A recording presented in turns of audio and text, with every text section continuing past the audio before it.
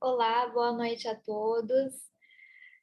Eu vim abrir a aula hoje porque a doutora Renata teve um imprevisto e pediu para que eu abrisse para ela. Primeiramente, gostaria de agradecer a todos a presença dos alunos, os inscritos e também do professor José Domingues da Fonseca, que abrilhantou o curso aqui, né, esses dias de aula. Hoje o tema da aula é a regulação, né? É o assunto que nós advogados estamos mais familiarizados e agora, depois de tudo que a gente viu sobre os aspectos, né, da tecnologia, agora vai chegar a parte da regulamentação, os aspectos legais. E com isso eu passo a palavra para o professor. Boa noite. Marcelo, obrigado. Boa noite, pessoal. Primeiro, me agradecer e me desculpar da última acontecimento do telefone silencioso, né? Falta de educação. Do imprevisto no último encontro, mas foi uma questão familiar pessoal. Eu tive que pedir essa gentileza do pessoal da BPI. Deixa eu só ver aqui qual que eu vou compartilhar. Eu só vou relembrar um ponto, tá? Acho que vocês já perceberam que eu gosto de fazer uns relembramentos, como a pessoa gosta de brincar, só para irmos conversando um pouco. Só para trazer um conceito de novo aqui, de toda a história que a gente contou, tá? Vamos ter um conceito aqui para a gente guardar para hoje, tá? O Bitcoin foi o primeiro sistema de criptomoedas funcional existente e se tornou o primeiro sistema de pagamentos global e descentralizado que não depende de uma interferência estatal nem de bancos para efetivação de transações, sendo administrados pelos próprios usuários através de um sistema peer-to-peer, por meio do qual todos aqueles que utilizam o Bitcoin possuem acesso a todas as operações realizadas, que é a blockchain barra ledger, que o Satoshi Nakamoto fala, tá? Eu adoro essa definição, é uma definição, inclusive, que eu acho que eu peguei num artigo. No final, eu vou deixar um link com alguns livros e ainda vou complementar. Então, essa é uma definição que eu já uso há um bom tempo, tá? Novamente, saindo dos criptoativos como para valor e indo naquela ideia de tokenizar tudo, lá pelos idos de 2017, a gente teve a rede Ethereum, o blockchain do Ethereum, que é aquele conceito do Vitalik que apareceu, o meu dinheiro está na blockchain, por que eu não posso colocar outras coisas e dentro dessa caixinha outras coisas é qualquer coisa que possa ser tokenizável, digitalizável, por que eu não posso colocar outras coisas na blockchain, tá? E aí dentro dessa ideia de tokenizar tudo, essa ideia de digitalizar tudo, nasceu a ideia dos NFTs, né? Que ficaram muito conhecidos em 2021, 2022. Muito dessa popularidade veio também por causa de personalidades, por causa de um preço fora do padrão, uma hypes, e que a gente vai ver aqui agora, tá? Mas vamos dar um passo atrás, tá? NFT são tokens não fungíveis, no fungible tokens. Tá? O que é algo fungível? Vamos relembrar aquela nossa primeira aula de direito civil, né? Coisas fungíveis são coisas que podem ser substituídas por algo da mesma espécie, tá? Pode ser trocado facilmente por algo da mesma espécie. Eu vou te emprestar um Bitcoin e você tem que devolver um Bitcoin. Eu vou te emprestar R$ 50, você vai me devolver R$ 50. Não é a mesma nota de R$ 50 e provavelmente não vai ser o mesmo Bitcoin. Tá? Não interessa o que a pessoa vai devolver. A quantidade do ativo vai ser a mesma. Tá? Outra característica peculiar dos NFTs, tá? É que eles também não são divisíveis, tá? Diferentemente dos tokens fungíveis, como por exemplo o próprio Ethereum e outras criptomoedas que a gente tem, que a gente pode transacionar frações dele. Os NFTs eles foram configurados para que você não consiga, obviamente, quebrar uma obra de arte, quebrar um JPEG, porque obviamente é digitalizado é um JPEG. Quebrar essa foto, quebrar esse token não fungível, tá? E aí, por que é interessante, né, a questão de unir blockchain com tokens não fungíveis? Relembrando, A blockchain solucionou a questão de escassez no meio digital, tá? Evitando a questão do gasto duplo, principalmente, quando a gente está falando do meio digital. O principal problema que a gente tinha ao transacionar no mundo digital era o gasto duplo, e a blockchain veio para resolver isso. Trazendo também que a confiança para que algo que só existe no meio digital, não vai ser copiado ou, principalmente, aumentado, acrescido, aumentar o seu número, tá? A hora que você cria um token não fungível, você torna a coisa digital colecionável, tá? Você confere uma propriedade única para aquela coisa. E a ideia dos NFTs é serem usados para criar escassez digital verificada. Qual que é a ideia? Quando a gente está falando de criar escassez, eu quero criar a possibilidade, tá, de ser o dono de uma coisa única. E essa coisa única pode ser muita coisa. Pode ser uma foto, pode ser uma obra de arte digital, principalmente. Pode ser algo colecionável, tá? Eu gosto muito de usar os exemplos das figurinhas, porque é algo próximo do nosso dia a dia. A gente tem a cada 4 anos, né, alguns adultos mais, outros menos, a cada 4 anos, por exemplo, o álbum da Copa, que a gente tem lugares para troca, aqui no centro do Rio, por exemplo, uma galera se reúne na hora do almoço em alguns lugares específicos aqui no Rio para ficar trocando figurinha, em shopping, escambau, para colecionar aquelas figurinhas, para ter o álbum, aquele álbum depois, para quem gosta de esportes, gosta de futebol, ter o álbum é uma coisa interessante. Colecionar essas figurinhas, colecionar esses álbuns é uma coisa interessante. Por exemplo, no meio do futebol, a gente tem, por exemplo, pessoas que colecionam camisetas do time, camiseta 1, a reserva 3, sei lá, do ano tal, uma camiseta que ficou muito famosa. Enfim, cabeça de colecionador é uma cabeça diferente, porque ele vê valor. A arte é isso, a arte é subjetiva, a pessoa vê valor naquilo que às vezes algumas pessoas não veem. Mas a partir do momento que ele vê valor, essa configuração na blockchain, essa característica de não fungibilidade, traz a escassez para o meio digital, traz a escassez necessária para o meio digital, porque o meio digital ele é facilmente copiável, mas desse modo não é. Como é que surgiu? Esse negócio não é do ano passado, do ano retrasado, tá? A ideia é de 2017, tá? Um desenvolvedor chamado John Hudson e o seu colega Matt Hall criaram um algoritmo que geraria imagens de 24 por 24 pixels, se eu estou falando de dimensão, tá? Ele gerou lá 10 mil punks, tá? E gerou de forma aleatória, tá? Esses 10 mil punks aqui que ficaram conhecidos como CryptoPunks. Isso aqui ficou famosérrimo em 2021, 2022, só que isso aqui foi criado em 2017, tá? Eles decidiram criar esses bichinhos e esses bonequinhos digitais, eles foram criados com um algoritmo, tá? Eles programaram, o algoritmo, entre aspas, jogou para o sistema, para a rede, 10 mil desenhos que vocês estão vendo aqui agora. Não foi uma pessoa que falou, eu quero um cara assim, eu quero um bichinho assim, eu quero uma pessoinha assim e tal. O sistema fez tudo isso e colocou. Aí os dois, tá, o Hall e o Hudson, decidiram dar um aspecto colecionado às figuras recém-criadas. E na época, eles pensaram até em incorporar esses desenhos na rede de Bitcoin, tá? Só que aí eles viram que ia ficar caro e complicado, não tinha essa funcionalidade na rede Bitcoin. O Bitcoin foi ter essa funcionalidade ano passado e está dando problema no sentido de gerando muita coisa na rede desnecessária. Tem uma crítica a isso. E aí eles conheceram a rede do Ethereum, que é aquela blockchain que eu falei no nosso último encontro, que nasceu para abrigar qualquer coisa tokenizada, tá? E aí eles criaram, tá? Esses CryptoPunks se lançaram na rede do Ethereum lá em 2017. Esse negócio existe há muito tempo. Tá? Opa, peraí. Quais são as características de um NFT? É único, ele não pode ser substituído ou dividido. Então, por exemplo, no nosso caso, esses CryptoPunks, eles são únicos, obviamente eles são únicos na rede, né?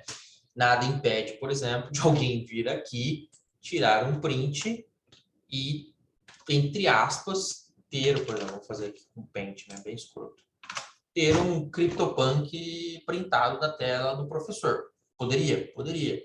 Então, você só vai ter a imagem, você não vai ter o direito depois de transferir esse CryptoPunk para outra pessoa, você não vai ter a propriedade digital em si, tá bom? Ele não pode ser dividido, como eu falei, ele é escasso, existe uma quantidade determinada no código que é onde ele é lançado, isso não muda, tá? Isso é uma escassez pré-programada, e ele é acessível porque qualquer pessoa que tem acesso à internet pode consultar na blockchain, no caso dos CryptoPunks da blockchain do Ethereum, quem tem a propriedade daquele NFT em específico, tá? E é durável, porque enquanto tivermos blockchain rodando, ele vai existir. Enquanto tiver alguém rodando o código do Ethereum, tem muitos alguém, tá? Essa tecnologia vai existir, ela não vai acabar. Tá? Já está escrito na blockchain do Ethereum, já está lá, não tem como voltar atrás, porque, novamente, blockchain é imutável, uma vez escrito, entre aspas, já era. Enquanto estiver rodando, vai existir. Tá?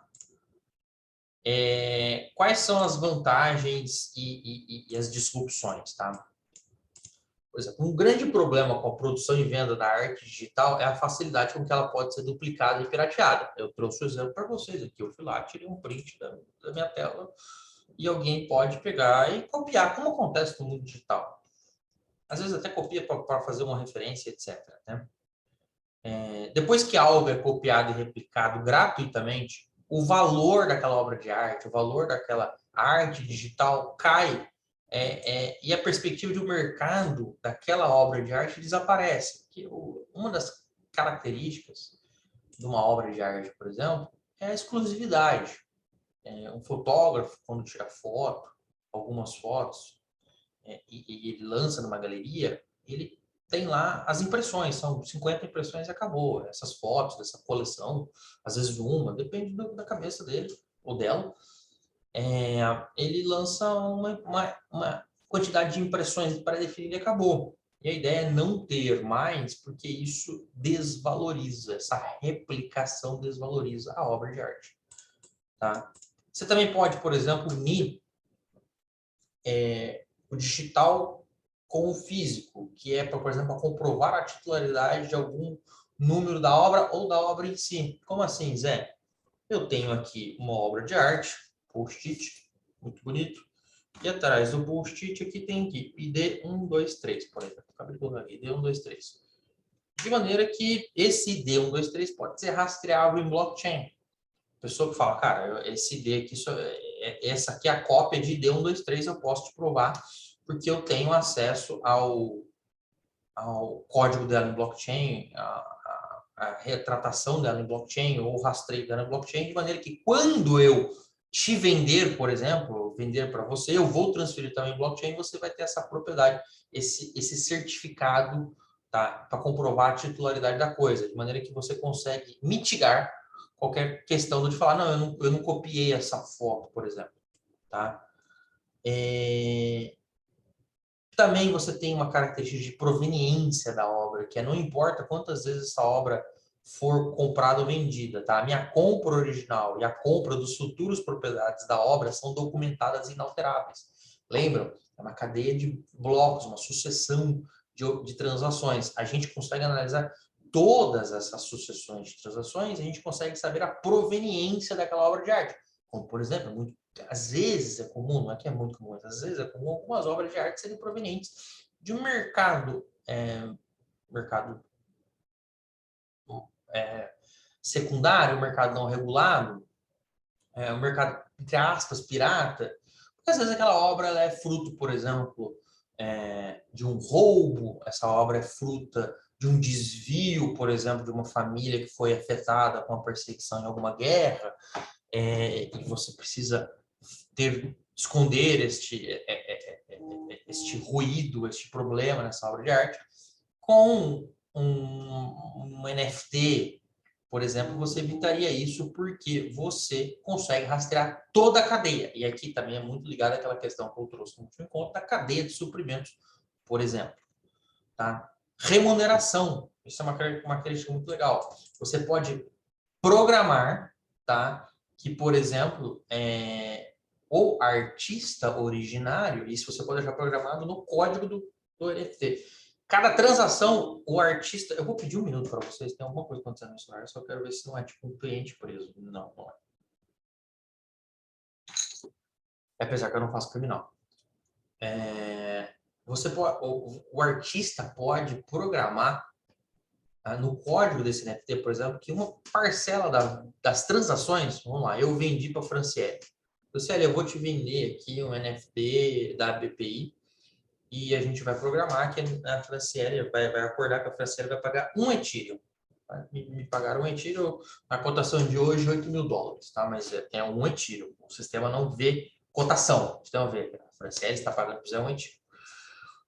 O programador pode configurar, por exemplo, o artista pode configurar no próprio código que dessa transação, na hora que a Franciele me enviar o Ethereum para pagar a transação, automaticamente 5% já vai ser direcionado automaticamente para ele, para remunerar o artista criador da obra. Aí você sai da obra de arte e pensa em qualquer coisa. Aí você pensa em direitos autorais, você pensa em royalties, por exemplo, de reprodução de música, em royalties de reprodução de vídeo, royalties de vídeo no YouTube. Você tem uma enormidade de possibilidades que você pode pagar. Diretamente o artista, remunerar diretamente o artista, a palavra mais correta é remunerar, porque é o trabalho dele, sem ter o quê? O intermediário no meio da conversa. Você ter CAD, você ter Spotify e etc. Você pode remunerar diretamente o artista e também outros personagens, como por exemplo, existe, quando você expõe numa galeria, é muito comum ter lá a taxa da galeria, a galeria fez alguma parte da transação, porque na verdade é a remuneração dela, né? Tem o curador, tem a pessoa da galeria que tem acesso a esses artistas proeminentes, a esses artistas que se destacam, é o trabalho desse curador garimpar, entre aspas, procurar esses artistas que ou estão em ascensão ou têm uma possibilidade de ascensão, e expor na galeria, no local onde todo mundo que é do ramo vai lá conhecer. Então, tem um fundo de comércio.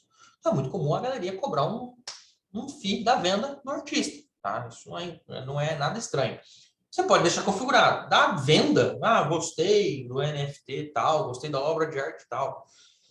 E deixa configurado lá que dessa transação, X% vai para o artista, X% vai para a galeria. E você pode, inclusive, colocar aqui não só X% dessa primeira transação que estava na galeria, como as 3 próximas transações seguintes, se eventualmente ocorrerem, reduzindo, você vai, a galeria cobra 30, na segunda transação cobra 15, na última e terceira transação cobra 10 ou 5. O jeito que você vai configurar é da sua cabeça. O que você quiser, você faz. O código aceita, tá? Então, você consegue criar uma infinidade de remunerações ou aplicar conceitos de remunerações que já existem hoje no mercado de obra normal, tá?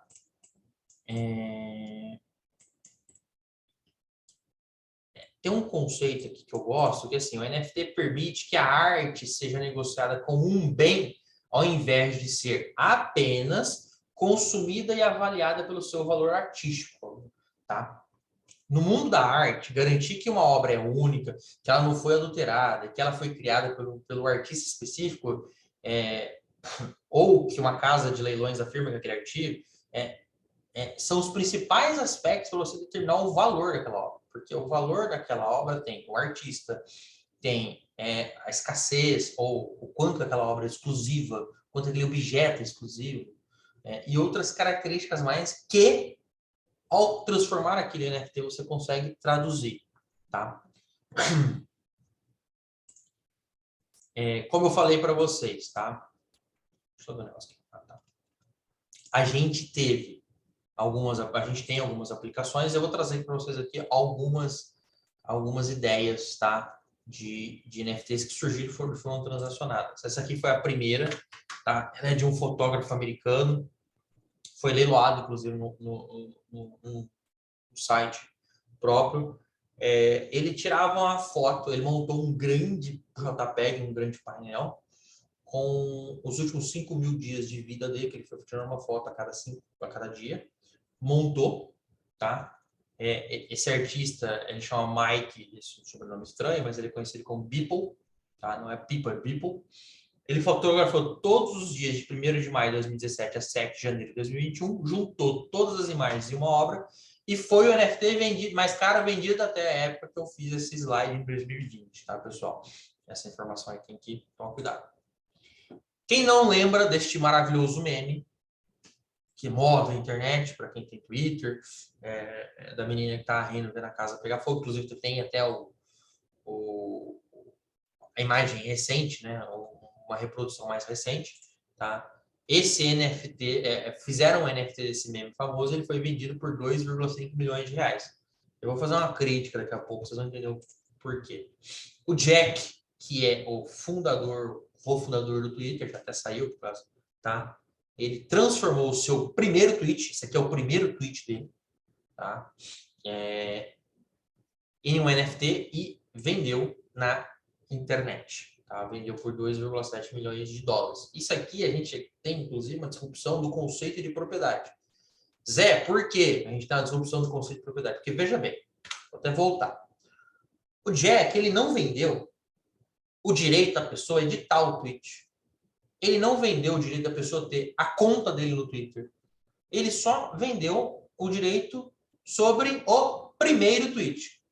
Eu sou dono do primeiro tweet do Jack, mas eu não posso fazer nada. Eu não posso editar, eu não posso deletar, eu não posso fazer nada. Inclusive, estou sujeito, por exemplo, ao risco de, se o Jack um dia virar a chavinha, tá, de doido, deletar a conta dele, eu perdi, tá? Mas alguém achou que tem valor, é interessante deter a propriedade do primeiro tweet do Twitter. Tá? As vantagens eu já expliquei para vocês. Aplicações. Royalties de direitos autorais, por exemplo, como eu falei para vocês. Você já consegue deixar programado e você consegue pagar diretamente o artista ou os demais personagens envolvidos. Tá? Vender, por exemplo, uma turnê de um show ou um show. Você pode fazer funding nisso. Você cria um mecanismo para que uma banda, por exemplo, isso aconteceu, tá? Ela crie um direito para que as pessoas que investiram na turnê possam ser remuneradas. E aí a gente vai ter alguns problemas legais, porque se for investimento, literalmente, eu vou perceber um lucro dessa turnê, isso é valor imobiliário, etc. Mas, às vezes, esse próprio fund, eu dei 100 reais, eu vou ter um ticket diferente, eu vou ter alguma coisa, inclusive, digitalmente, feita digitalmente, para garantir essa exclusividade de quem ajudou a, por exemplo, levantar uma turnê, tá? Você pode, por exemplo, vender a master de um CD.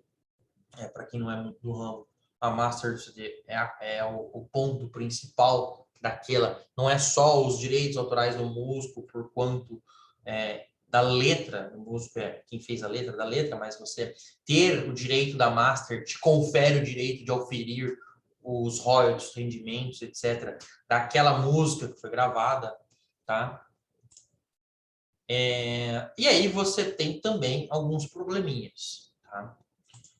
Qual é o problema maior que aconteceu? E agora, quando eu dava essa aula em 2020, eu já alertava e aconteceu. A gente estava passando em 2020, 2021 por um momento de extrema liquidez no mundo. Vamos relembrar. Aconteceu a pandemia, os governos, todos os governos, colocaram medidas de prevenção para restringir a circulação, e entenderam que, como as pessoas não podiam trabalhar, precisavam ter dinheiro, e houve aquele grande financiamento, distribuição de dinheiro para todo mundo. Tá certo, a gente não pode negar que as pessoas precisavam comer, né? Em alguns lugares, leis, por exemplo, Estados Unidos, começaram a chegar os cheques, e lembre que cheque mesmo, tá? Reforçando, lá nos Estados Unidos não tem Pix, não tem TED, não tem DOC. Começaram a chegar os cheques e alguns jovens, algumas pessoas, por não precisar daquele dinheiro para sustento, começaram a especular. A gente foi num momento onde o mundo estava muito líquido, onde tinha muito dinheiro, entre aspas, jorrando, tá? Saindo pelas tampas, começamos a ter uma variação de preço, um boom especulativo muito grande. E aí aconteceu essas coisas, por exemplo, o tweet do Jack o fundador do Twitter, foi vendido por 2,7 milhões de dólares. Uma pessoa pagar milhões numa obra de arte digital. Teoricamente, que isso está sob investigação, o Neymar pagar alguns milhões num CryptoPunk, num outro NFT que é o Bored Ape, que ele usa, inclusive, como imagem lá no Twitter dele.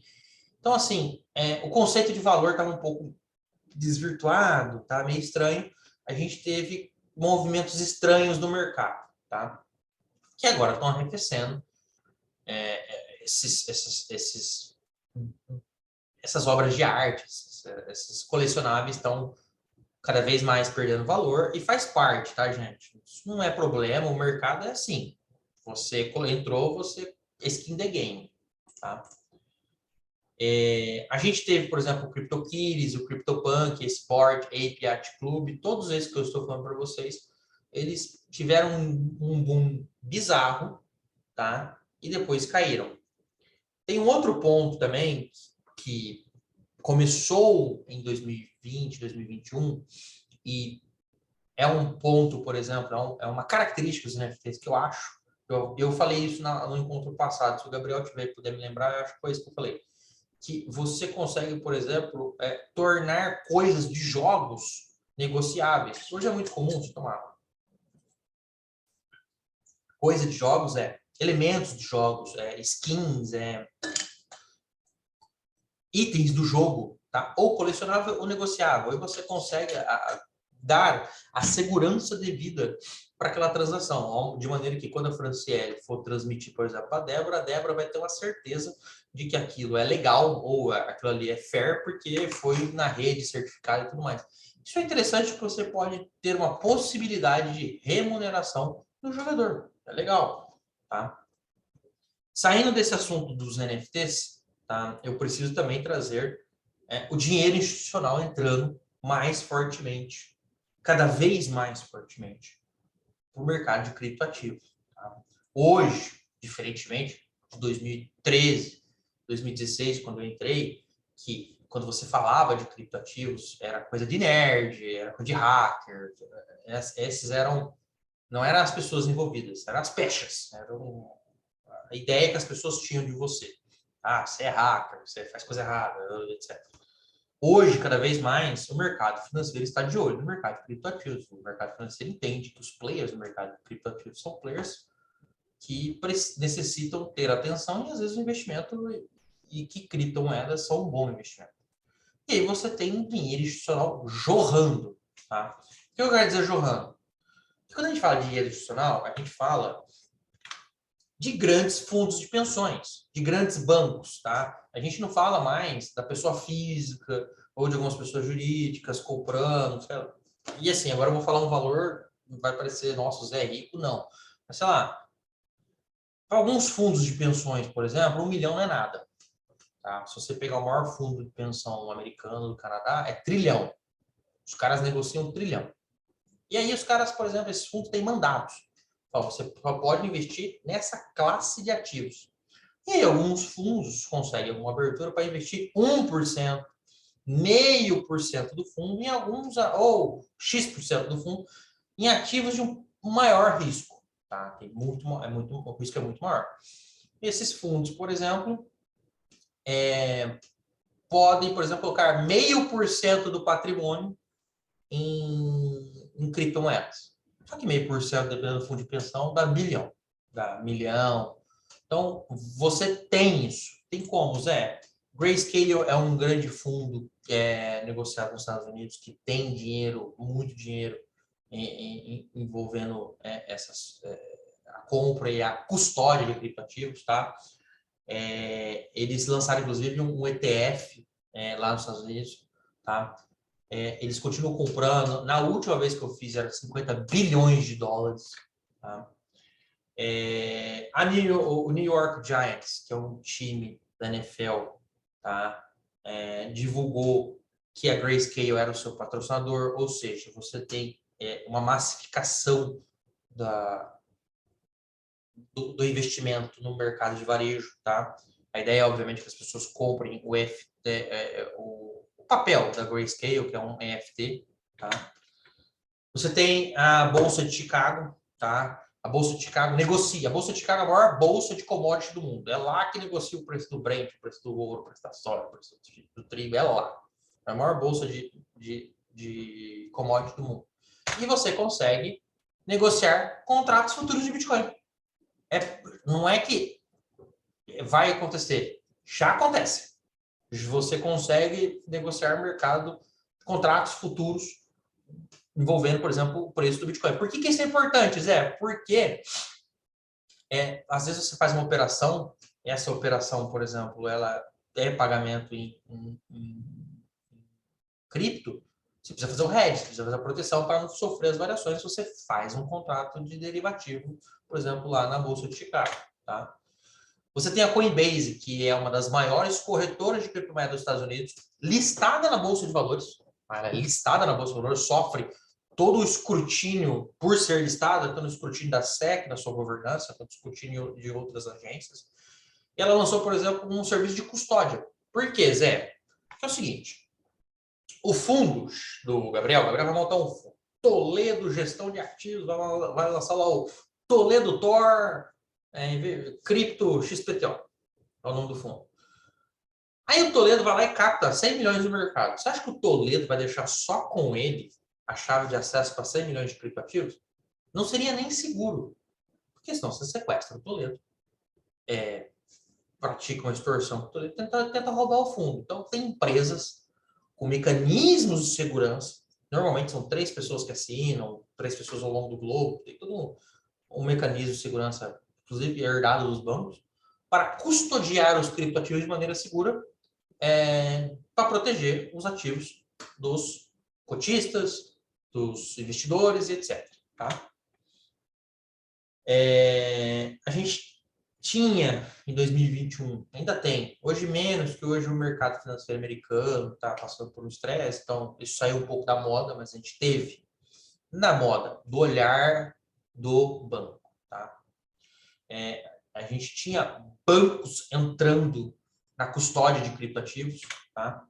A gente tem no Brasil, essas são 3 gestoras que possuem fundos diretamente de criptoativos, seja indiretamente, porque a legislação assim manda, seja de forma mais direta, mas é para investidor qualificado e tudo mais. Tá? É a Hashdex, é a Vitro e a BLP. São corretoras, tem outras já, inclusive, está desatualizado isso aqui, falha minha, que vendem no mercado, entre aspas, tradicional, tá? Para os seus pais, para os nossos pais investirem, se exporem nesse investimento, sem ter que comprar o criptativo, como eu mostrei, por exemplo, no primeiro encontro. Tá? Isso já existe, já funciona e é regulamentado, inclusive. Tá? Como é que funciona? Só para explicar que estão aqui no meio de advogado. Pela CVM, isso está normatizado, já a CVM já respondeu, o fundo brasileiro não pode comprar diretamente criptoativos, é proibido. Tá? Vai ser possível logo mais, mas por hora é proibido. Então, o que você faz? O fundo do fundo. Você faz um fundo indireto. Você constitui um fundo lá fora, normalmente no paraíso fiscal ou qualquer outro país, que seja permitido comprar o criptativo.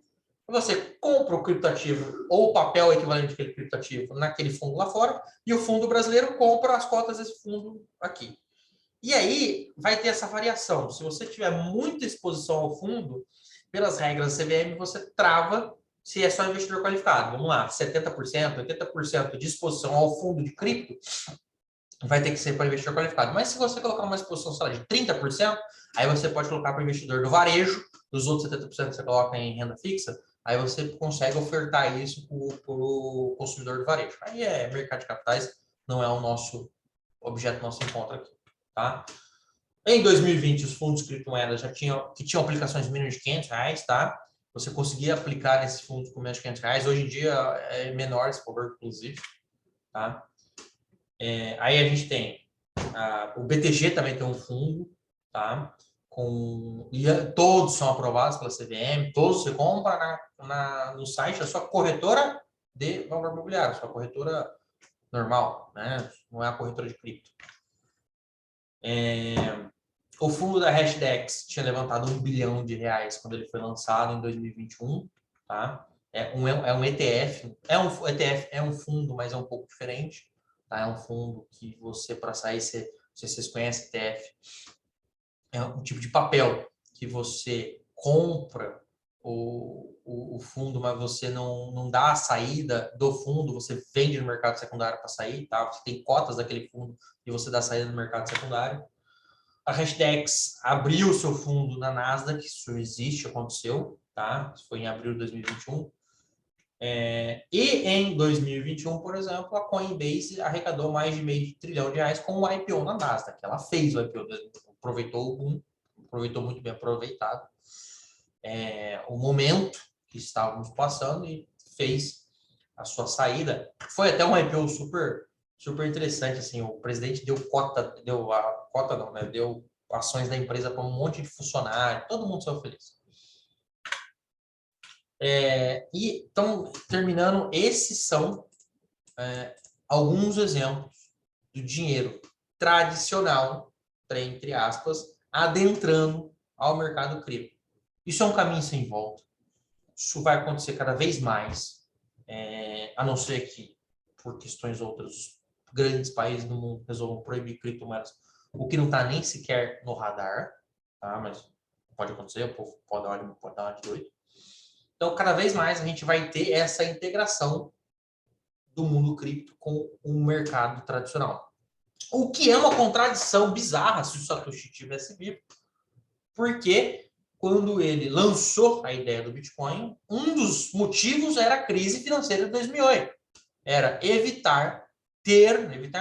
ter um meio de pagamentos, um sistema de pagamentos fora do que na época se entendia como um sistema corrupto, ruim dos bancos, tá? Mas deu errado. E aí eu preciso trazer para vocês também, antes da gente falar de crimes que ocorrem na rede, a gente entender um pouco desses crimes, eu preciso trazer para vocês como que a gente entende a rede. Lembra que eu falei para vocês que tudo é rastreado?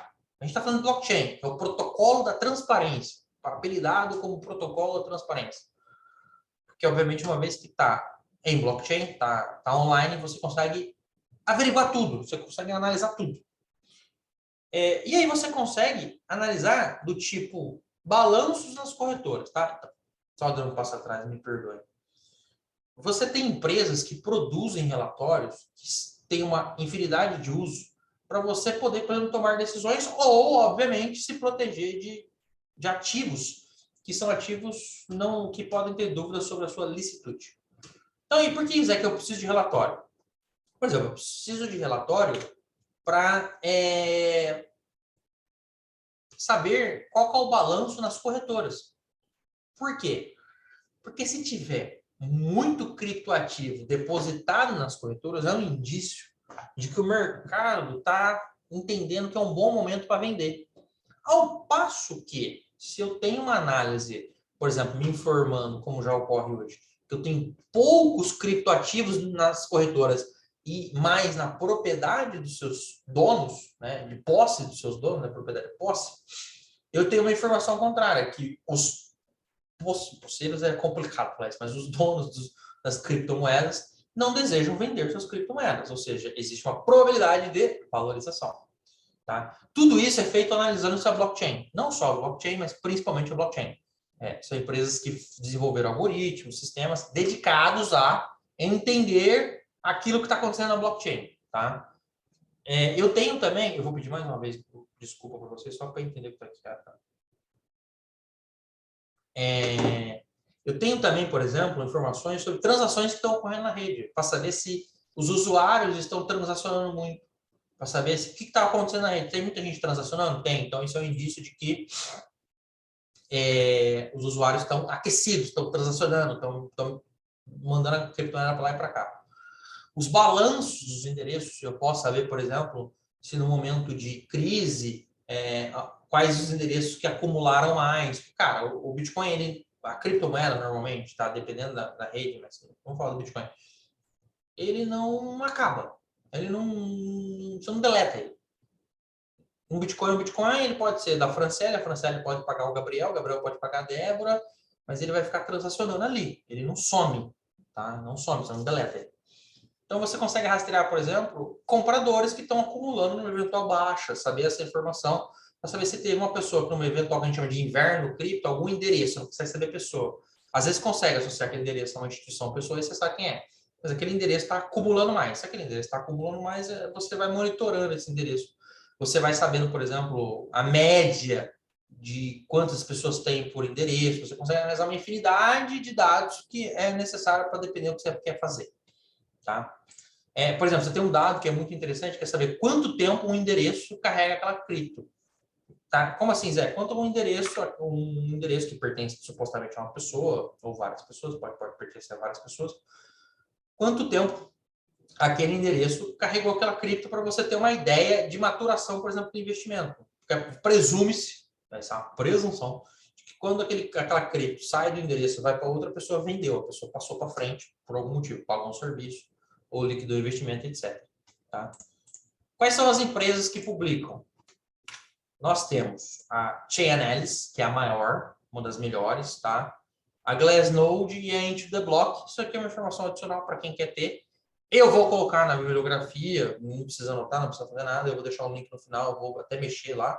Não tive tempo hoje, mas vou mexer. De maneira a ter essas informações lá para quem julgar interessante ler os relatórios para conhecer um pouco mais a rede.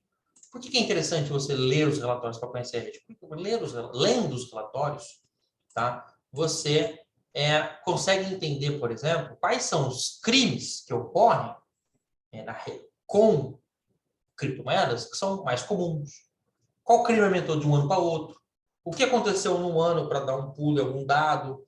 Tudo isso está nesses relatórios que são produzidos para a gente entender o que acontece. Tá? A ideia é saber o que acontece na rede para, se necessário for, investigar, mitigar e aprender para não acontecer de novo. Quais são os principais crimes que acontecem hoje com criptomoedas? Isso é do ano passado, o relatório de 2023, mas é relativo ao ano 2022, tá, pessoal? Roubo de criptomoedas é um dos crimes mais frequentes e envolve literalmente o roubo de criptomoedas, tá? Ou de carteiras digitais, vou lá, eu furto o Gabriel, tá? Furto a Débora, de maneira a roubar a sua carteira, ou, onde acontece mais, eu ataco uma corretora para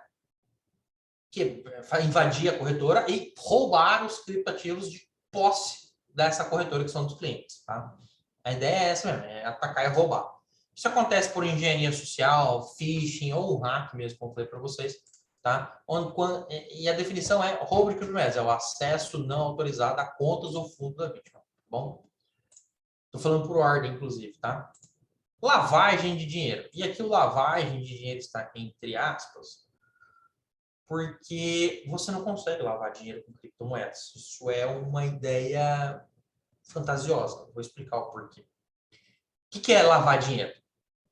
É tornar a origem de um ativo, que é a origem de um ativo que era ilícito, lícito. Você consegue fazer isso, como, por exemplo, aconteceu muito no mensalão, as consultorias, eram empresas que não prestavam serviço, mas emitiam a nota para esquentar um dinheiro que era oriundo da corrupção para transacionar na vida real. O problema dos criptoativos é o seguinte: as pessoas acham que, porque eu tinha um criptoativo, falei que eu vendi, eu lavei. Não. Gabriel, se você tiver criptoativo hoje, você tem uma obrigação de acordo com a Receita Federal, você tem que declarar esse criptoativo. Então, é simples. Você tinha o criptoativo? Tinha. Então, tá bom. Na minha declaração, por exemplo, eu tenho lá desde 2016, eu declaro meus criptoativos. Tá lá. Então, se eu vender, por exemplo, vendi hoje, fiquei rico, a Receita Federal já sabe, ele tinha X criptoativos, era só fazer o link, ó, o Zé tinha X, vendeu, angariou o seu lucro, pagou o seu imposto, seguiu sua vida. A partir do momento que a Receita Federal não sabe que eu tenho, e eu falo que, eu tinha 10 bitcoins, vendi por 100 mil reais, que é a cotação de hoje, sei lá quanto tá, e virei milionário, a Receita Federal fala, não, tem uma coisa errada, filho. Você nunca me contou que você tinha, então a primeira coisa que você vai fazer agora é me explicar de onde é que veio. Me explicar a origem desse criptoativo. A primeira coisa que você vai fazer é, José, eu não sabia que você tinha, então de onde veio? Qual transação? Quando você comprou? Por quanto você comprou? Quais documentos você tem para comprovar isso? Tá? Fazer toda a inquirição, que a Receita Federal faz com maestria, para analisar de onde veio essas criptomoedas. E aí, por isso que eu defendo que não tem como você lavar dinheiro, porque ou você comprova que o fisco sabia que você tinha, e aí o fisco falou, beleza, eu sabia que ele tinha, e nunca pedi a comprovação, ou você não tem essa comprovação e o fisco vai pedir para comprovar. Tá? Você tem os ransomwares. Isso aqui é um problema. Tá? Inclusive, não está aqui, vou falar. Pagar hacker que faz sequestro de dados, nos Estados Unidos, inclusive, é proibido. O que é o ransomware? É um tipo de ataque cibernético que envolve sequestro de dados. Eu tive um cliente que sofreu isso, tá? Você vai lá por brecha, isso para você ser atacado por ransomware é porque alguém fez desculpa a força da expressão, uma cagada muito grande na empresa, ou você estava muito visado.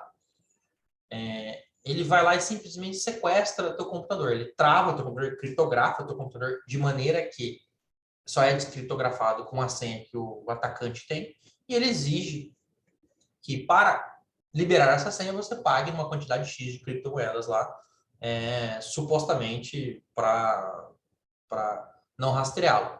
Não tem como rastrear, vou explicar para vocês aqui ao final. O principal ponto é que um cara lá na Índia, na Rússia, na Coreia do Norte, Rússia e Coreia do Norte, onde acontece mais, onde saem os maiores ataques, consegue, por exemplo, cobrar de alguém no Brasil por essa extorsão desse sequestro de dados, tá?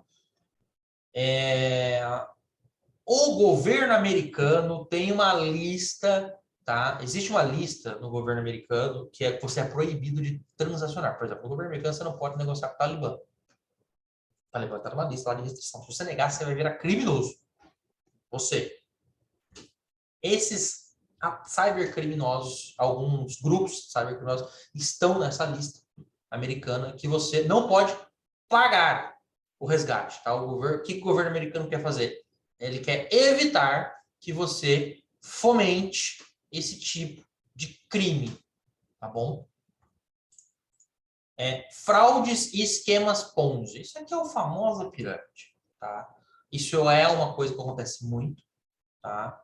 Com criptoativos, mas aí eu vou ter que defender o nosso lado, né? Vocês vão me desculpar, mas esquema de pirâmide existe desde quando o mundo é mundo, tá? Chama-se esquema Ponzi, inclusive, por causa do Charles Ponzi, que inventou a primeira vez o esquema, envolvendo selos, era um negócio bizarro, inclusive veio parar no Brasil. Os criminosos criam esquemas fraudulentos ou esquemas Ponzi disfarçados de investimentos em criptomoedas, tá? Prometendo altos retornos. Esses esquemas normalmente envolvem a captação de recursos de novos investidores para pagar os retornos prometidos aos investidores iniciais em um ciclo insustentável que uma hora ou outra vai colapsar. Tá? Só que assim, gente, o problema não está... As criptomoedas ela é fácil de vender. Por que ela é fácil de vender, Zé? Cara, para você pegar uma pessoa, entre aspas, ignorante, tá? Ignorante, eu quero dizer o seguinte, pessoa com pouco conhecimento no assunto, você vai lá e mostra o gráfico do Bitcoin dos últimos 10 anos, ele é assim. Aí ele vai virar para Gabriel, você não investiu no Bitcoin lá em 2015, você perdeu dinheiro, mas eu tenho um investimento agora, velho, me dá em milão, eu te devolvo 5 mil no final do ano, vai. E as pessoas caem nessa lorota. As pessoas não têm educação financeira para isso, para saber, falou, velho, não tem investimento que dá isso. Pode até dar, mas ou é ilegal ou é muito risco.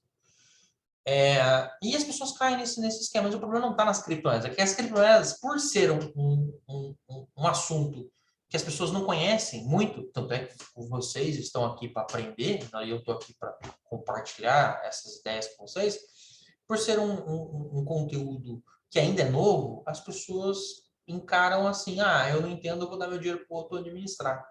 E aí caem em esquemas pirâmide. Mas eu vou lembrar vocês, a gente teve esquema de pirâmide com boi na década de 90, na época do Rei do Gado, era o boi bom. A gente teve esquema com pirâmide com ovo de avestruz aqui no Brasil. A gente tem o suposto esquema de pirâmide envolvendo uma empresa que vende um shake aí, então não vou falar, mas existem pessoas que defendem que é. Então, assim, a gente, ao longo da história da humanidade, teve N tipos de esquema de pirâmides e a coisa acontece. Quando, infelizmente, essa estelionatária é raça ruim, tá? Eu, quando advogava para um grande banco brasileiro, cara, prender estelionatário era difícil. Quando a gente prendia, a gente ficava feliz, prender mesmo, cara. Essa operação dava as informações para a polícia, municiava a polícia. Quando prendia era legal. E os caras, assim, são bem vistos na prisão. pessoal respeita, o cara é inteligente, e o bicho é danado. O tal do estelionatário, ele é danado. Ele arranja um jeitinho de enganar os outros. Então, ele vai enganar com o que ele puder, tá? Ah, Zé, mas criptomoedas é mais difícil de rastrear. Não. Defendo, inclusive, se você está cometendo crime usando criptoativos, você está errando o conceito. Porque a partir do momento que a gente consegue identificar que aquele endereço era utilizado por um esquema criminoso para receber dinheiro do crime, a gente consegue rastrear e bloquear. Não bloquear de penhorar, mas bloquear de permitir que outras pessoas não recebam aquele dinheiro. Tá? Só terminando, ofertas iniciais de moedas fraudulentas é o ICO que eu expliquei no nosso último encontro, tá? Aí as pessoas inventam lá um serviço qualquer, eu vou criar uma nova corretora cripto, faz o funding e no final das contas nem inicia o projeto, tá? Isso teve muito, isso aconteceu muito, isso acontece muito, tá? Gente prometendo um negócio maravilhoso, esse negócio maravilhoso não acontece. Mineração maliciosa. O que é mineração maliciosa? Tá?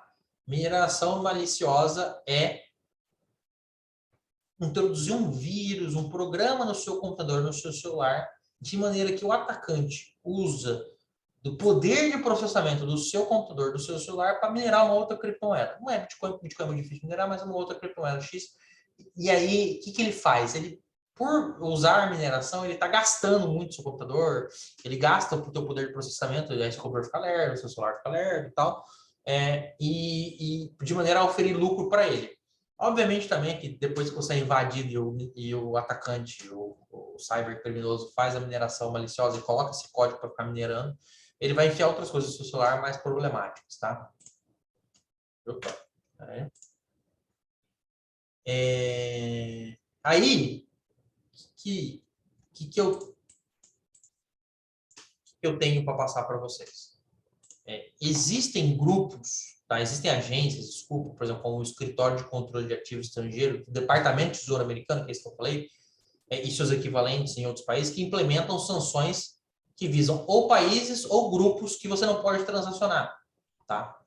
Aí, essas agências, elas trabalham para falar, cara, nós notamos, por exemplo, que existe um grupo de cybercriminoso que está fazendo um ataque muito novo, e aí a gente vai colocar lá, existe nos Estados Unidos, principalmente existe lá nos Estados Unidos, porque principalmente depois do ataque do 11 de setembro, eles criaram lá uma lista, que você pode, como xerifes do mundo, e também porque o dinheiro passa lá, eles criaram uma lista das pessoas que você não pode transacionar. Inclusive tem russo no meio, a Rússia, etc. E entre essas listas existem países, como a Rússia, ou grupos que você está proibido de transacionar. A ideia é tentar evitar que isso aconteça. Mas aconteceu. A Débora, por exemplo, não tinha os conhecimentos necessários, teve o seu computador roubado não, atacado, e os seus dados sequestrados. E ela optou por pagar lá, eu vou pagar R$1.000 para o cybercriminoso. E aí, como é que faz? Esses relatórios, essas empresas de relatório que eu contei para vocês, por exemplo, elas têm produtos que elas vendem, por exemplo, para as corretoras, e as grandes e corretoras decentes, brasileiras, inclusive, estão incluídas aí, elas contratam serviços para não receber criptoativos que passaram por endereços que são conhecidos por estarem envolvidos com crimes. Então, por exemplo, se a Débora pagou lá um grupo de cybercriminosos X, esse grupo não vai conseguir trocar essas criptomoedas por dinheiro ou qualquer outra coisa em corretoras que têm uma regulação razoável. Porque essas corretoras adotam, e não é porque o governo mandou, é porque elas já entendendo o mercado, tá? Estão se precavendo e estão não permitindo que esse tipo de dinheiro ingresse. E como é que você faz isso? Novamente, blockchain. A gente consegue acompanhar toda a transação. Com o blockchain, você consegue acompanhar toda a origem do dinheiro, desde o momento 1, que é o nascimento daquela criptomoeda que ela foi minerada, aí volta na segunda aula, por exemplo. Eu acho que é a segunda aula. Não vamos perder nosso tempo aqui agora. Então, a ideia é você saber da origem daquele dinheiro. Aí, aqui a gente sai, o pessoal de compliance, aí que sabe compliance, a gente sai do conceito de know your customer e entra no conceito muito mais detalhista, que é know your transaction. Você, além de conhecer, além de ter que saber quem é o seu cliente, você tem que saber ou ter os mínimos conhecimentos da transação daquele cliente. para você se assegurar de que o dinheiro que aquele cliente está colocando na sua corretora é fair, aquele dinheiro é lícito. Ou, se você tiver dúvidas, você faz as perguntas. Franciele, esse dinheiro aqui que você está mandando para cá, tá flegado aqui com o esquema Ponzi XPTO. Você pode explicar, por favor, a origem desse dinheiro? Ah, não consigo explicar, Franciele. Infelizmente, a gente vai travar seu dinheiro e reportar as autoridades. É assim que acontece. Foi assim, por exemplo, que aconteceu, acho que eu já falei isso em alguns encontros para trás, quando um hacker, um moleque tinha 16 anos, gente, fez um ataque de engenharia social contra pessoas sêniores do Twitter, raptou as contas com verificado, com azulzinho, e fez um golpe envolvendo criptomoedas, e depois de tudo isso ele foi liquidar essas criptomoedas na Coinbase, que é aquela corretora que eu falei para vocês, americana, toda regulamentada. A Coinbase na hora pegou e travou. Porque aquele endereço já estava flegado, já estava marcado. É como se tivesse, o dinheiro tivesse marcado. Porque a gente vê em filme, marca o dinheiro para achar o ladrão, para achar o caminho de dinheiro. É a mesma coisa, só que no mundo digital. A Coinbase travou na hora, chamou o FBI e falou, cara, tem essa pessoa está falando que essa pessoa está trazendo dinheiro aqui que é de origem ilícita, a gente precisa investigar. A pessoa descobriu que é a pessoa. Descobriu que era um hacker de 16 anos. Só passando para vocês, tá? A ordem de maiores, não é em ordem de grandeza, é em ordem de grandeza de porcentagem daquilo que mais acontece. Crimes mais recorrentes em 2023, relatório 2003, oriundo 2022, tá? Em ordem de grandeza, a gente tem os países em lista de sanções, aí você tem as fraudes, tá? Fraude é roubo, fraude é esquema Ponzi, depois você tem fundos roubados, tá? Que são os roubos, os ataques, e no top 5 você tem o Darknet. O que é Darknet? É comprar droga, é comprar arma, é comprar coisas que você não compra de maneira lícita no mundo, no mercado, não é a Deep Web, tá? É o mercado negro da internet. E eles usam criptomoedas para pagar, tá? Então, assim, se alguém falar para você, e outra coisa, a porcentagem de transações com Bitcoin tiram os top 5, tá? Não dá 2%. Depende do ano, já deu 3% por causa do esquema pirâmide chinês. Uma vez estouraram o esquema pirâmide chinês, que é a China com todo o seu tamanho. Aí foi para 3%, salvo engano, do total de transações que tinha origem com o crime. Dessa vez a gente está, acho que entre 1,5% e 2%, tá? Então, o que eu quero dizer para vocês? Entre 1,5% e 2% das transações que ocorrem na rede do Bitcoin, do Ethereum e de outras grandes criptomoedas tem essa marca de que elas foram utilizadas para resolver ou para pagar coisas envolvendo crimes na internet. Isso já mata uma pecha, tá? De que criptomoedas é coisa de bandido, criptomoedas é utilizada para bandido fazer as coisas erradas, porque se isso fosse verdade, seria a maioria da coisa e não a ínfima maioria. A gente não tem, por exemplo, na literatura do direito penal, do noticiário policial, que o traficante, quando é preso, estava com criptomoeda. A gente não tem na literatura que o traficante aqui do Rio de Janeiro, de São Paulo, o PCC, está pagando um fornecedor na Bolívia com criptomoeda. Tem um caso ou outro por aí, às vezes acontece, mas a gente não tem na literatura. Tipo, os caras estão usando freneticamente. Tá? Esse é mais um elemento para afastar esse tipo de argumento de gente que não estuda o caso. Tá? Indo para frente, vamos entrar agora na natureza jurídica dos criptativos. Agora a gente vai começar o juridiquês com todo respeito. Eu adoro isso aqui que eu faço, adoro falar de criptomoeda, é a parte mais chata. Discutir natureza jurídica é a parte mais chata da conversa, mas vamos conversar. E a gente tem um probleminha, porque a gente tem nos criptoativos uma questão mais fluida. Um criptoativo pode ser tudo e pode ser nada, tá? Inclusive dependendo da regulação que ele vai sofrer. Mas vamos lá. Ele pode ser moeda.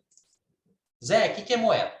É aquilo que todos aceitam para o pagamento de obrigações. Minha anotação aqui está dívida, mas como a gente está falando de direito, pagamento de obrigações, tá? Para adimplir uma obrigação. É o meio que facilita as trocas e permite conservar e antecipar valores. Por que moeda é bom? Vamos lá.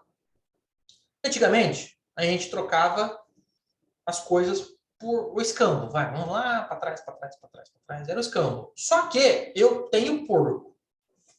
Eu preciso arranjar alguém que queira trocar o meu porco por aquilo que eu preciso.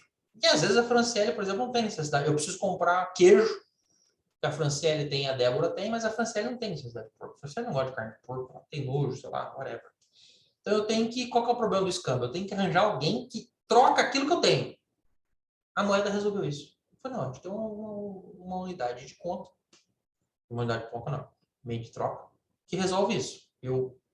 Vai valer tanto, eu vou trocar e acabou. Ela é um meio para trocar uma coisa por outra coisa. Bom, como é que você faz isso? Eu vou lá vendo meu porco a Débora, por exemplo, e com o dinheiro amealhado da venda do meu porco, eu vou lá e compro o queijo da Franciele. Bom, quais são as funções, né, características? São funções de uma moeda. Primeira função, unidade de conta. O que é unidade de contas? Traduzir o preço de qualquer coisa. Literalmente isso. É traduzir o preço de qualquer coisa na unidade monetária adotada. Ela retira aquela mensuração abstrata. Quanto que vale, por exemplo, um livro? Quanto vale uma Bíblia? Vamos trazer lá na época medieval, coisas que a gente aprendeu na história. Quanto vale uma Bíblia? Vale 2 bois ou 6 cabras. Você não tem uma unidade de conta fechada. Quanto que é 2 bois? O que é 6 cabras? Para alguém, 6 cabras pode ser mais importante porque ele tira leite, para outra pessoa não. Então, enfim, eu tenho uma unidade de conta certa, uma unidade monetária que eu estou adotando para traduzir o preço de uma coisa. Quanto vale essa Bíblia? Agora vale R$100. Ponto, R$100 é R$100. 100 unidades é 100 unidades. 100 dólares é 100 dólares. 100 coisas é 100 coisas. Então, a primeira função da moeda é ser unidade de conta. Ela mede quanto vale aquela coisa. Ela traduz, ela especifica de uma maneira simples quanto vale aquela coisa. Ela é meio de troca. Tá? É o principal meio para trocar uma coisa pela outra. Tá? Por quê? É aquilo que eu falei no começo da conversa aqui. Eu evito ter que achar alguém que troque um produto por aquilo que eu tenho. Eu preciso de um queijo, mas eu tenho cabra, eu preciso que alguém troque o queijo pela cabra, nem sempre eu vou achar essa pessoa. Mas eu consigo, através desse meio de troca, trocar qualquer coisa por qualquer coisa. Tá? E reserva de valor. Tá? O reserva de valor é relacionado à propriedade de conservar o valor ao longo do tempo para ser consumido posteriormente. E aqui a gente tem que tomar cuidado, porque a reserva de valor é da moeda. Tá? R$100 é R$100. Ponto. R$100 hoje vai ser R$100 lá na frente. Só toma cuidado para que, obviamente, que R$100 hoje não vão provavelmente comprar lá na frente aquilo que R$100 compram hoje, que a gente tem o efeito da inflação. Não, o efeito da inflação não entra nesse conceito, tá? É só para R$100, R$100. 100 unidades, 100 unidades, 100 coisas é 100 coisas. Sempre será 100 coisas. Ponto. Lá na frente não vai ser a mesma coisa, ele não conserva esse valor, mas por causa de uma questão de inflação que é fora do conceito da função de moeda, tá bom? Outras características que a gente precisa ter nas moedas são: ela tem que ser escassa, durável, ela não pode perecer com o tempo porque você tem reserva de valor. Escassa porque você não pode achar em qualquer lugar, senão você perde valor. Divisível, você tem que dividir esse negócio a uma unidade razoável para você poder transacionar. Até porque eu preciso pagar lá R$1,99 na caneta que você tem que comprar na rua. Fácil de armazenar, eu não consigo pagar um serviço tendo que carregar o necessário no carro, uma mala da coisa. E portar, eu preciso para lá e para cá de maneira segura e eficiente. Tá? Então, além de cumprir todas as funções de moeda, ela tem que ter essas características: ser escassa, durável, divisível, fácil de armazenar e portar. Tá bom? Críticas aos criptoativos. Não são, né? Tem gente que defende as duas coisas, mas a maioria das pessoas, aí é a maioria da doutrina, não são unidade de conta, tá? Porque para pagar um serviço com criptoativos, normalmente você converte. Você vai lá, a Débora vai prestar serviço para a Franciele, e o serviço da Débora vai custar R$1.000. Débora foi lá e fixou o serviço dela em R$1.000. Ela não fixou em um Bitcoin, entendeu? Você necessariamente vai precisar converter. Todo mundo fixa em alguma moeda nacional. O Gabriel, por exemplo, falar, ele está morando na Europa, ele vai fixar em euro. Você vai pagar este euro através dos criptoativos. Então, você precisa necessariamente converter para moeda local. Desconheço qualquer pessoa que venda o produto ou serviço e fala, quanto vale seu serviço? Um Bitcoin. Não existe isso. E não há garantia nas criptomoedas de estabilidade do valor. Por que não há garantia de estabilidade do valor? Porque na moeda, tá, você tem uma autoridade central monetária que emite essa moeda e fala, isso aqui vale R$100, eu garanto. Bom, o Banco Central garanto que essa nota de 100 vale R$100. A garopa vale R$100 e ponto final. Nos criptoativos, não. Você tem um mercado secundário que sobe e desce, e você não consegue ter um valor estável até para ter uma reserva de valor. Apesar de que existem aqueles que investem em criptomoedas como uma questão de reserva de valor, investem nessa parte especulativa, na expectativa de que lá no futuro ele ganhe mais do que perca aquele criptoativo aumento de preço. Tá? A gente também tem criptoativo como bem. Passa atrás. Segundo o grande Orlando Gomes, a noção jurídica do que é bem compreende as coisas suscetíveis de avaliação pecuniária ou não, materiais ou imateriais. Tá? Em sentido amplo ou geral, bem pode ser compreendido como tudo aquilo que tiver alguma utilidade para o ser humano. Tá? Para as criptomoedas, tá? Como eu acho que eu já falei algumas vezes aqui, as criptomoedas já servem como meio de troca.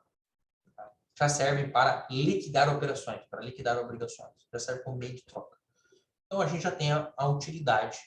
Tá? Você já pode, se você quiser, na sua necessidade ali, defini-la como um bem. Tá bom? Você também tem ativo financeiro. Ativo financeiro, de forma ampla, pode ser compreendido como conjunto de valores, bens, ou ainda de créditos que alguém detém, tá? Que fazem parte da propriedade da pessoa, seja ela física ou jurídica. Tá?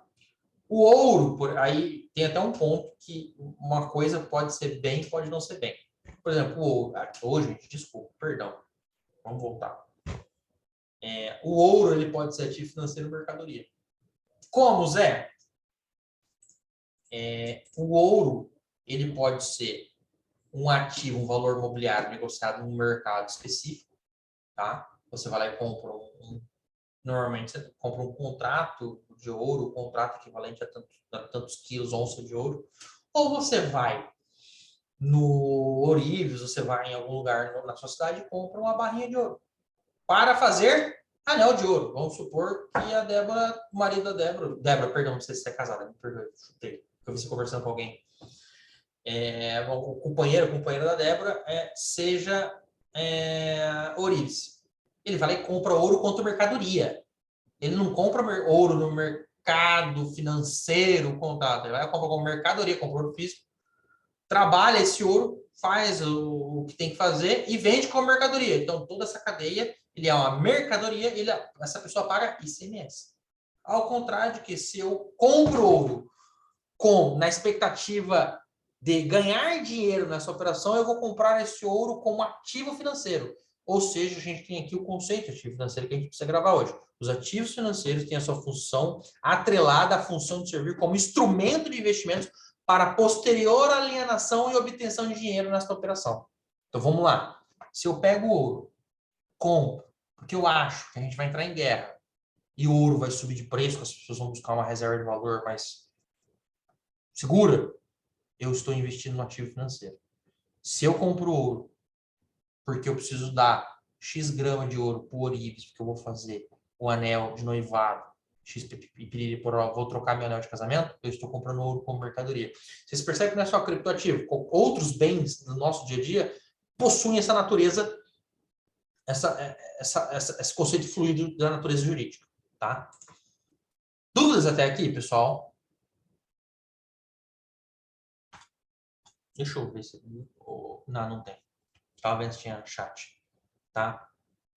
Eu só preciso trazer um ponto para vocês de moeda versus token. Que vocês vão ver muito na literatura, muito nas notícias. O token XPTO, o token ABC. E moeda que eu quero colocar aqui, criptomoeda. A principal diferença, tá, é que tokens não são moedas. Nossa, Zé, calma. Token quando a gente fala no mercado de cripto, você tem um token, a gente fala que você tem um privilégio. Pensem no token como um privilégio. Aquele token te dá algum direito, algum privilégio.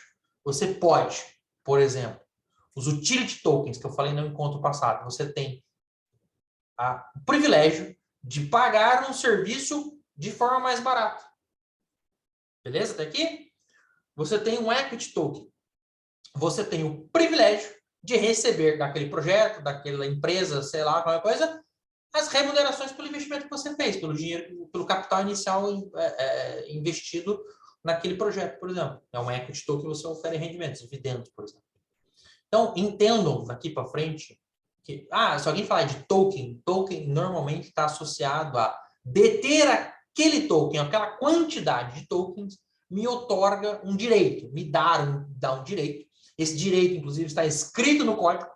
Esse direito não é da cabeça de alguém. Esse direito que está lhe conferido, está escrito no código e aí você tem esse privilégio, tá? Novamente, a gente tem a questão da fluidez do conceito, tá? E aqui, por exemplo, é muito importante para a gente, quando for discutir a natureza de um criptoativo em especial. Daí a gente foge do Bitcoin. Você vai discutir a natureza do token ABC. Vamos lá. A Débora lançou o token ABC. E aí você precisa saber se isso, por exemplo, é um valor imobiliário. Porque se for um valor imobiliário, Débora, você está sujeita ao escrutínio, às regras da CVM. Porque senão você vai tomar um stop order, vai tomar uma multa e vai ter uma implicação. E se você só tiver uma implicação na CVM, eu fico feliz por você. Porque às vezes acontece da SEC, que é a CVM americana, achar que qualquer coisa no mundo é valor imobiliário, impor sanções e medidas contra qualquer pessoa e assim, contra essa pessoa no mundo, e não é legal você ter um problema com o governo americano. Você pode ser preso, você pode sofrer todos os tipos de sanções, não é nem legal você entrar na lista de pessoas sancionadas pelo governo americano. Existe um teste muito conhecido, foi feito, essa tese foi feita, debatida no judiciário americano, que é o Howey Test. Tá? Que consiste em fazer algumas perguntas e caso todas as perguntas sejam, as respostas das perguntas sejam positivas, sejam respondidas de forma afirmativa, o ativo financeiro em questão é considerado um valor imobiliário. Quais são essas perguntas? Deve ter um investimento, tem investimento em dinheiro? Há uma expectativa de lucro? Há uma expectativa, esse investimento é numa empresa em comum? O lucro, a minha expectativa de lucro depende do esforço de um terceiro? Então, existe o Howey Test, e isso é aplicado até hoje. Esse conceito é da década de 90, não. É do século passado, a gente pode dizer assim, e até hoje é aplicado no mercado. Foi transportado para todo o mercado financeiro do mundo. A CVM tem, eu não me lembro agora a instrução CVM, peço desculpa, existe uma instrução CVM só para fazer com os conceitos, que ela analisa o ativo financeiro para saber se aquilo é valor imobiliário, e se for valor imobiliário, você está sujeito ao escrutínio da Comissão de Valores Imobiliários do Brasil, que regula o mercado. Dúvidas até aqui? Tributação dos criptoativos.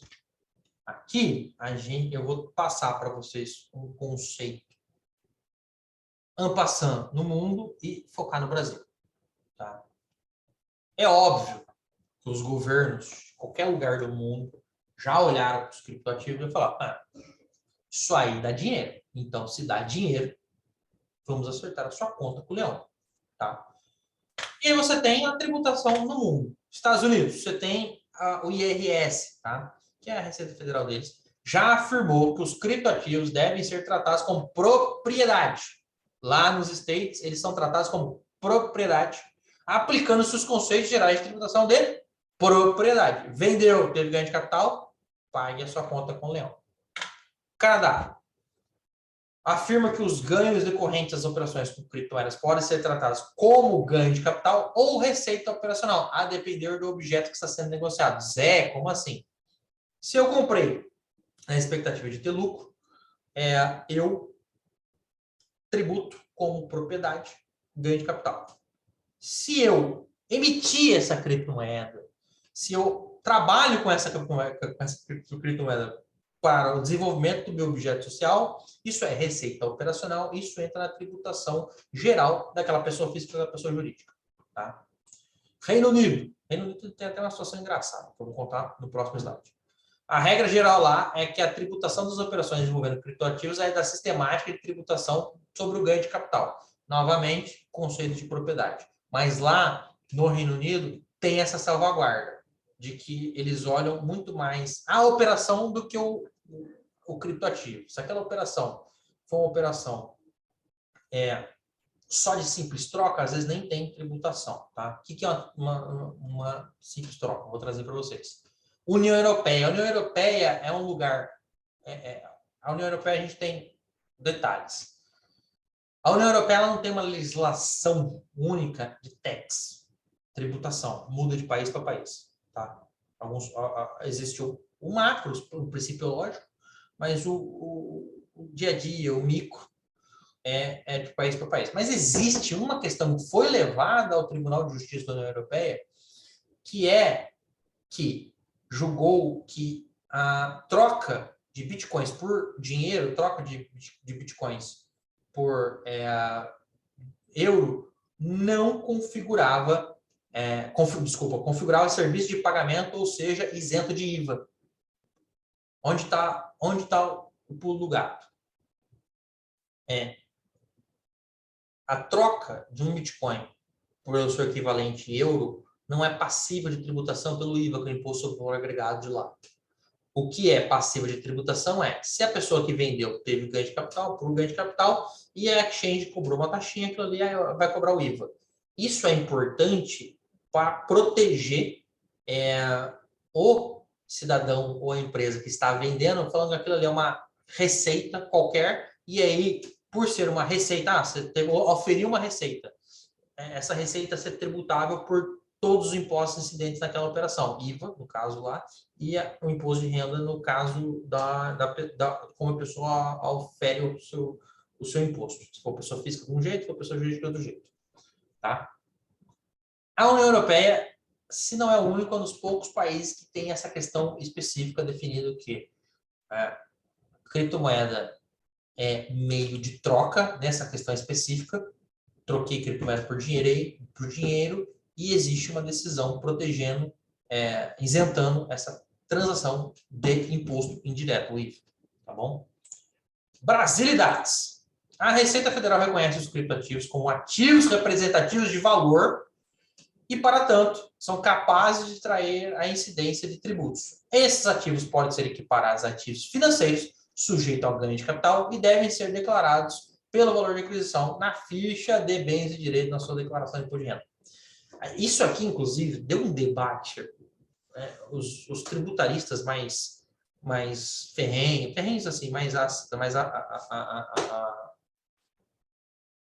afetos ao princípio da legalidade, argumentavam que, cara, não tem que tributar criptoativos porque criptoativos não está na lei, não existe nada na lei permitindo, mas existe um princípio universal da tributação da renda. O conceito que a gente adota aqui houve acréscimo patrimonial, que a gente adota aqui e o mundo inteiro adota, tá? Houve acréscimo patrimonial? O que é o acréscimo patrimonial, Zé? Franciele comprou um Bitcoin em 2016, valia R$1.000. Agora um Bitcoin vale cento e poucos mil reais. Esses cento e poucos mil reais, 144 mil reais, ela teve um ganho de capital de 143. Ponto.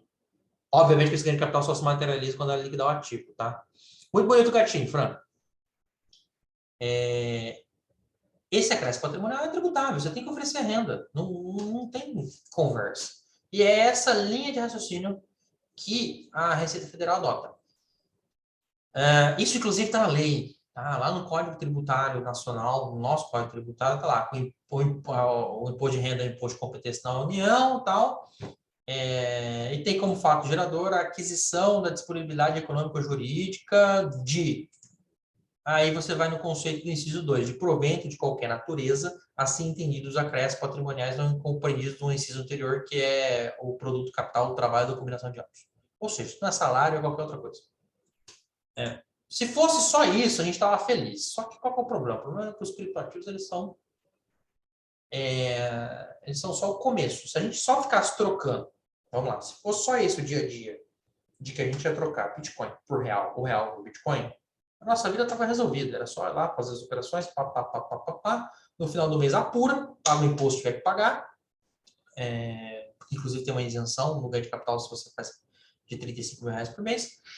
E beleza, segue a vida. O problema é que, por exemplo, a gente tem mais de 10 mil, sei lá quantos mil tipos de criptoativos. Aí, Fran, e se eu trocar Bitcoin por Ethereum? Que é um criptoativo por outro criptoativo. E aí? Onde está o que a gente vai fazer? O que vai acontecer? E aí que surgem os problemas, porque a maioria do mercado hoje, gente, não é só trocar o criptoativo por moeda fiduciária, real, euro, dólar. É trocar o criptoativo por outro criptoativo. E aí a Receita Federal já soltou, inclusive, uma solução de consulta, tá? No sentido que a troca de uma criptomoeda por outra criptomoeda é uma operação apta a gerar incidência do imposto de renda, tá? E quando essa operação apresentar ganho de capital, ela tem que ser oferecida a tributação nos termos que já existem. Qual que é o problema disso? E aqui vai minha crítica. É que, embora eu entenda que seja plausível esse entendimento da Receita Federal, por que é plausível, Zé? Vamos lá. Fran, vou te utilizar de novo como exemplo, peço devida licença. A Fran, ela foi lá em 2016, lembra? E comprou um Bitcoin por R$ 1.000. E aí, ao longo desses anos, nos últimos 5, 7 anos, ao longo dos últimos 7 anos, a Fran é uma trader de mão cheia. Faz lá day trade. E ela foi fazendo operações e operações. E só que ela foi fazendo operações com cripto. Ela trocou Bitcoin por Ethereum, trocou Ethereum por Ripple, trocou Ripple por não sei o quê, trocou não sei o quê. E aí, de maneira que, ao final da coisa, a Fran não tem mais agora um Bitcoin. Ao final dessas várias operações que a Fran fez, a Fran agora tem 10 Bitcoins. A Fran é uma trader de mão cheia e ao final, ao longo desses 7 anos, ela amealhou 10 vezes mais patrimônio em Bitcoin. Ela aumentou a quantidade de Bitcoins. Compreenderam até aqui?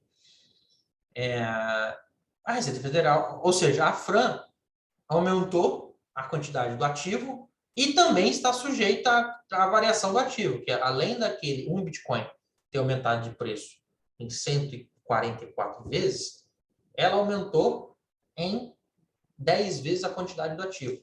Então, embora plausível esse entendimento da Receita Federal, que essas operações com criptoativo, de criptoativo com criptoativo gerem o aumento do patrimônio suscetível à tributação do imposto de renda, a gente tem um problema, que a gente vai criar um obstáculo estranho, por exemplo, para o desenvolvimento econômico desse mercado. Como assim, Zé? A gente tem alguns robozinhos, por exemplo, que provêm liquidez ao mercado, são robôs que são necessários, que fazem pequenas compras, é arbitragem mesmo. Ele compra por 1,01 e vende por 1,02, 1,03 e ganha dinheiro nessa diferença. Nesse 1 centavo de diferença. Isso acontece muito no mercado acionário, acontece muito ao redor do globo. Só que esse 1 centavo é a remuneração desse robô, do dono desse robô, e esse centavinho, ele não ganha em 1 centavo, ele ganha em milhares de operações de 1 centavo. Esse robô, esse trader, sei lá, ele não faz uma operação para ganhar 1 centavo, ele faz milhares de operações para ganhar vários centavinhos, de maneira a ter o seu rendimento ao final do mês. Onde você pode ter problema, aqui vai a minha crítica. Você torna burocrática a apuração do imposto de renda para esse tipo de operação, impedindo que esse tipo de operação prolifere, impedindo o nascimento de um mercado e impedindo, inclusive, que o governo ganhe dinheiro nesse mercado. Então, a Receita Federal precisa sentar, uma hora vai precisar sentar, para regular esse tipo de transação. Por exemplo, como já existe no mercado de ações. Você, por exemplo, se você liquida uma posição sua e você teve prejuízo, ao contrário do mercado de ações, que esse prejuízo é compensável com a operação que você teve lucro, no mercado cripto você não pode. Então, existe inclusive uma discrepância se você comparar o mercado tradicional de ações com o mercado cripto. Se você liquidar uma posição com prejuízo, é óbvio que esse prejuízo não é tributável, só que pela legislação atual, a Receita te impede, não te permite que você possa compensar a perda de uma transação X com um ganho de uma transação Y, de maneira a reduzir sua carga de imposto, como acontece e é plenamente factível, plenamente normal no mercado de ações. Tudo bem até aqui? Foi o Gabriel que falou isso? Vou trazer um ponto que é muito importante. Por que transações, receber o seu serviço em cripto não é tributável, desde que você liquide na hora? Tá? Eu acho que eu já falei isso no encontro passado, não vou trazer. Isso acontece no meu escritório, por exemplo. Eu já tive clientes internacionais que pagavam nosso escritório com Bitcoin. A gente lança a nota fiscal, apura, prestei o serviço. Exportação, inclusive exportação de serviço. Prestei o serviço, o tomador de serviço é XPTO Inc., não sei o que, na Arábia Saudita, whatever. O cliente, ao invés de fazer um câmbio, Swift, tradicional, uma operação de câmbio, para me pagar, ele me paga com criptomoedas, eu imediatamente pego essas criptomoedas, liquido e transformo em dinheiro. E ponto final. Coloco tudo isso, inclusive, com a nota, presto as declarações necessárias para a Receita Federal. Há, inclusive, uma normativa da Receita Federal hoje determinando que eu preste esse tipo de informação. E isso nada mais foi do que uma dação em pagamento. O que eu acabei de realizar foi uma dação em pagamento. Por quê? Eu prestei um serviço e eu, ao invés de receber o pagamento em real, que é a moeda de curso forçado, eu optei, já vou te falar da palavra, Gabriel, optei por permitir que o devedor quitasse essa obrigação de maneira diversa, ou seja, me pagando com criptoativos. Pela legislação atual, pelo entendimento da Receita Federal em casos análogos, que é operações envolvendo, por exemplo, permuta de imóveis, esta permuta não é tributável. E não seria, por que não seria? Porque eu não tive ganho de capital. Porque o custo de aquisição, vamos lá, lancei uma nota fiscal de 10 mil reais, tá? Tudo bem até aí? Lancei a nota fiscal do serviço de 10 mil reais. E o cliente vai me pagar isso com um Bitcoin, tá? Vamos fazer a coisa ficar fácil. Quanto custou esse Bitcoin? 10 mil reais. Esse é o custo de aquisição. Só que eu imediatamente peguei esse Bitcoin e liquidei para ter os 10 mil reais. Então, mesmo se fosse tributável, não haveria nessa operação ganho de capital passível de tributação, porque foi uma operação neutra. Situação diferente seria se eu recebesse esse Bitcoin como pagamento do serviço do meu escritório e não liquidasse. Falar, não, eu conheço o mercado, eu sei um pouquinho do mercado, tenho um pouquinho de conhecimento, sei que a gente está numa janela ruim para vender, provavelmente daqui a 6 meses o preço vai estar melhor, e aí o preço daqui a 6 meses está melhor, de modo que esse um Bitcoin que eu tive como custo de aquisição 10 mil, eu vendi por 15. Aí eu vou sair da característica da cripto como meio de troca tão somente, ela ficou como reserva de valor, e essa diferença de 5 mil, que é do custo de aquisição para venda, é tributável com ganho de capital. E aí tributa conforme é a sua apuração. A pessoa física tem um jeito, a pessoa jurídica tem outro, simples nacional tem um jeito e acabou. Então vocês percebam que a natureza, a característica do criptoativo, ela vai mudar de operação para operação. Você precisa conhecer a operação. O que você está fazendo? Ah, você só está recebendo? Meio de troca. Você está recebendo e você vai guardar para especular, porque você acha que você vai oferir ganhos? Então, isso aí agora, o eventual lucro que você tiver na sua operação, você tem que oferecer tributação por ganho de capital. Então, vai mudando conforme a natureza da operação. Fala, Gabriel. Você consegue me ouvir bem? Eu estou em trânsito, não sei se vai dar certo o áudio. Consigo. Perfeito. Essa normativa da Receita que você comentou é 1888. A normativa da Receita, que a 1888 criou obrigações acessórias para que players e personagens do mercado de criptoativos prestem declarações. Eu acho que eu falei isso no nosso primeiro encontro. A nossa Receita Federal é muito boa para pedir informação. Então, não sei se eu posso estar confundindo as coisas, que não estou com ela aberta para consultar. Mas fala alguma coisa de isenção de 35 mil até ganho de capital. Se eu prestei um serviço e recebi 60 mil reais em cripto, eu não incido nessa ganho de capital se eu liquidar automaticamente? Porque tem plataforma que já faz essa conversão automática para mim. Como assim, Alguma conversão automata? exchange, Ah, alguma você exchange recebe e brasileira. já liquida. Já recebe liquidado. Ah, eu recebi 65 mil reais, Não, você não teve ganho de capital. Porque veja bem. já. Pode falar. Pode- Não, pode terminar, por favor. Não, era nesse sentido mesmo, porque se eu recebi 70 mil, que eu sei, por exemplo, a Foxbit, ela faz essa conversão automática. Você pode setar lá no seu dashboard para já receber mediante uma taxa. Então, já recebi em reais, não importa o cripto. Então, É, aí, nesse caso, não haveria essa declaração? não. Ou haveria porque eu transacionei em cripto? Haveria Quando... declaração porque você transacionou em cripto? Exatamente. Você vai prestar a declaração, você vai dar o report porque você recebeu criptomoeda. Isso é uma coisa. Só que dar o Isso, report não é obrigação de pagamento. Dar o report é só informar. Você não vai certo, pagar porque não gerou um evento passivo de tributação, porque você utilizou o Bitcoin como meio de troca. E mesmo se a Receita Federal assim não entendesse, o seu custo de aquisição é, inclusive, normalmente menor do que pode ser, ou é igual ou é um pouquinho menor do que o seu custo de venda. Porque você, certo, obviamente, não ganhou na variação da criptomoeda. Entendeu? certo. Uma pergunta só puxando, essa obrigação de declaração. Se eu faço a operação em uma corretora brasileira, independente do valor, ela é declarada? Ela Salvo engano, é, o artigo. sim, não, mas aí tem um problema. Você precisa casar. A corretora, ela vai falar o seguinte: intermediei a venda, vamos traduzir aqui em números só para falar. Ó, o Gabriel acessou minha plataforma e vendeu um Bitcoin. Ela vai falar essa declaração. O Gabriel acessou a minha plataforma e vendeu um Bitcoin. Ponto. É isso que ela vai prestar para a Receita Federal. Porque a plataforma, inclusive, não sabe de onde que veio esse Bitcoin, concorda? Sim, Você não fala plataforma. O Bitcoin quem pagou foi a Franciele em razão de uma prestação de serviço. Aí você, enquanto profissional do seu escritório, tem a obrigação de falar.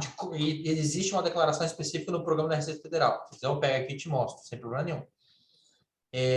Você tem que ir lá na declaração, no programa da Receita Federal, esse online, e fala: recebi-se um Bitcoin da Franciele em razão de prestação de serviço advocatício. Ponto. Você tem que falar para a Receita Federal a origem desse Bitcoin. Por isso que eu falo que você não consegue lavar dinheiro. Porque certo. senão, se você fosse lá na plataforma da Foxbit e falasse, ó, queima aí meu Bitcoin, a Receita Federal ia ter essa informação na hora. Ah, o Gabriel tá vendendo um Bitcoin. Mas o Gabriel não me contou de onde é que ele ganhou esse Bitcoin. Ele pariu? Ele minerou? Ele roubou? Ele fez o quê? Ela vai te perguntar. Por isso que você tem que colocar. Ó, eu recebi em razão da prestação de serviço tal, da nota tal, que eu prestei e eu recebi e eu já queimei. Entendeu? Certo. Eu não sei se eu vou me estender muito no assunto, acho que vai ser a última pergunta. Mete Salvo bronca. engano, nessa normativa 188, enfim, a obrigação para exchange brasileira seria reportar a transação. Para exchange brasileira não fala em valor. Então, se eu recebi 10 USDT, equivalente a 10 dólares, isso fica declarado pela exchange. A exchange presta duas informações. Ela presta a informação de que da transação, o Gabriel trocou um Bitcoin por tantos reais, e ao final do ano, se você deixar a criptomoeda parada lá, como se fosse saldo em banco, a exchange brasileira também presta uma informação do tipo: no dia 31/12 do exercício passado, o Gabriel tinha custodiado na minha plataforma X criptos. Gabriel, você caiu? Não sei. Não, eu tô aqui ainda. Ah, tá. Só baixei É a que você mão. sumiu da minha tela. Não, Entendeu? é porque eu entendi. Perfeito. Ela Era não só isso mesmo. conta a entrada do dinheiro em si, mas ela conta a transação e o saldo no dia 31/12. Beleza? Beleza, tranquilo, obrigado. Pessoal, alguma dúvida sobre tributação? Não. E aí a gente cai, já encaminhando para o nosso final, para regulação do mercado. eu vou de novo também lá fora para dentro, tá bom? Estados Unidos. Os Estados Unidos a gente tem aquele problema, né? Que cada estado pode ter uma legislação específica, tá? Isso ocorre lá. Então, embora a gente tenha uma diversidade de regulamentações, eu acho que inclusive eu falei ontem, vou falar de novo da BitLicense, por exemplo, existe um trabalho de supervisão de órgãos federais dos criptoativos e varia conforme a agência regulatória cabível, digamos assim, competente. Por quê? Porque se aquele criptoativo tiver natureza de valor imobiliário, é a SEC. Se ele tiver a natureza de contrato futuro, contrato financeiro, contrato de commodity, é a Comissão de Negociação de Futuros de Commodity, tá? E existe uma ordem, acho que de março do ano passado, assinada pelo presidente Joe Biden, que instituiu que as agências regulatórias federais, como a Comissão Federal do Comércio, a Comissão de Valores Imobiliários de Câmbio, que é a SEC, a Comissão de Negociação de Futuros e Commodities, coordenem entre si esforços para a supervisão da indústria cripto. Isso é uma diretiva. Ó, galera, tem lá os porquês, o mercado cripto, piriri pororó, o mercado de ascensão e tal. Existe uma diretiva do presidente americano para falar agências que regulam o mercado financeiro em geral. Valor imobiliário, contratos futuros, commodities, comissão de comércio. Se reúnam e criem uma legislação, entre aspas, única, vendo tudo para a gente regular esse mercado? Ah, beleza, não aconteceu mais nada desde então. Existem alguns pontos, algumas regulações específicas dos territórios americanos que aí você pode ter coisas mais fáceis e mais difíceis.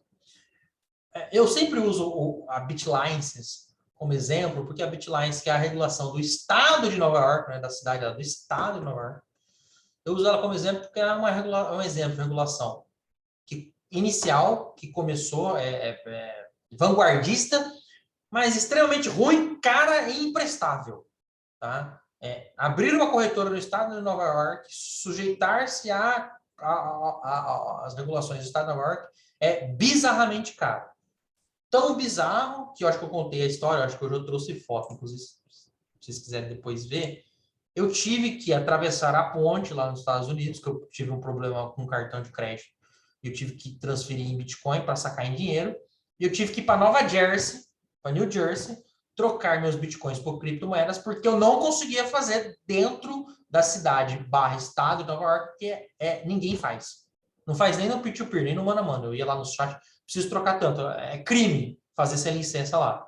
Aí eu tive que pegar... Deixa eu pegar uma foto aqui. Isso aqui sou eu. Isso aqui sou eu, na verdade, isso aqui era um subway de um imigrante, de um afegão. Isso sou eu num ATM trocando. Eu tô transmitindo a minha foto para vocês? Não sei. Sou eu num ATM. Deu ruim, Gabriel. Isso eu num ATM transferindo Bitcoin e sacando dinheiro, sacando dólar. Aí eu dava para minha esposa, depois a gente foi embora. Então, assim, isso é um exemplo de regulação ruim, tá? É uma regulação que não fomentou o mercado. Na verdade, tirou players do mercado. As pessoas, se você, por exemplo, nos Estados Unidos, coloca que você é morador de Nova York, os caras falam, né, aqui não. Não quero você aqui não, passar bem, obrigado. E se você usar VPN para burlar, você fraudou o processo de compra. China. Hoje, o Bitcoin é considerado ilegal lá, tá? China, existe uma piada que a gente usa, que China já proibiu criptomoedas, acho que umas 16 vezes. É sério isso que eu tô falando, tá? É um número maior que um. Que ela, proibiu. A partir de 2021, eles aprovaram uma legislação mais rígida, proibindo totalmente o uso e a mineração de criptomoedas. Não é por isso que os chineses pararam de usar criptomoedas, não é por isso que eu tenho clientes que liquidam pagamentos na 25 de março diretamente para a China com criptomoedas. Tá? Estou falando que acontece. Existem comerciantes na 25 de março e outros lugares do Brasil que precisam pagar os seus fornecedores na China. Eles não usam operação de dólar, eles utilizam criptomoedas. Pagam, liquidam. Inclusive, Gabriel, o cara que faz a operação, presta as informações e os caras estão nem aí. Tá bom? Reino Unido foi desfavorável no começo tinha uma interpretação desfavorável no começo e mudou de posição em 2022. Tá? Em 2022, por causa do Brexit e tudo mais, eles adotaram uma posição mais favorável. Falou, não, a gente vai criar um hub de inovação de criptomoedas, piriri pororó. E essa posição desfavorável de 2018, 2017, agora é numa diretiva para que o governo, para que as agências e demais comissões que englobam o governo proponham e criem legislações crypto-friendly para trazer, para o objetivo é um só, trazer empresas para o solo do Reino Unido e gerar divisas no Reino Unido. O negócio é esse. Índia, o Banco Central da Índia proibiu, tá, que os bancos e qualquer outra empresa fornecessem serviços relacionados a criptomoedas. Isso aconteceu em 2018. Essa proibição de 2018 foi anulada em 2020 pela Suprema Corte na Índia, mas mesmo assim é um mercado extremamente regulado, extremamente chato de se operar. Coreia do Sul é um mercado extremamente vanguardista, extremamente bem visto, tá? Hoje a Comissão de Serviços Financeiros da Coreia do Sul trabalha numa lei básica de ativos digitais, muito assim, igual que a gente tem aqui, mas melhor que a gente tem aqui, que deve a expectativa, e isso foi atualizado recentemente, a expectativa é que essa lei seja aprovada até o final de 2023, num esforço para regular e reduzir crimes com criptografia e clareza para os players que lá operam, porque lá você tem, inclusive, grandes corretoras mundiais que têm sede lá e realizam suas operações financeiras a partir de lá, tá? E aí nós temos o nosso Brasil, Zil. A lei que regula o mercado de criptoativos no Brasil foi sancionada em 22 de dezembro de 2022, eu lembro que é aniversário da senhora minha mãe, tá? Eu acompanhei, assim, desde o começo esse debate dessa regulação, desde 2015, quando o deputado Aro lançou a primeira ideia dele. A primeira ideia dele era regular o mercado cripto e de milhagem, era uma coisa maluca. Tinha muita coisa boa na lei, tá? Muita coisa necessária, mas no final, para passar, porque houve uma pressão de uma associação do setor, a lei ficou principiológica demais, tá? Eu vou tecer algumas críticas aqui ao final, mas o que interessa para a gente é, dentro da lei, existe a definição de ativo virtual.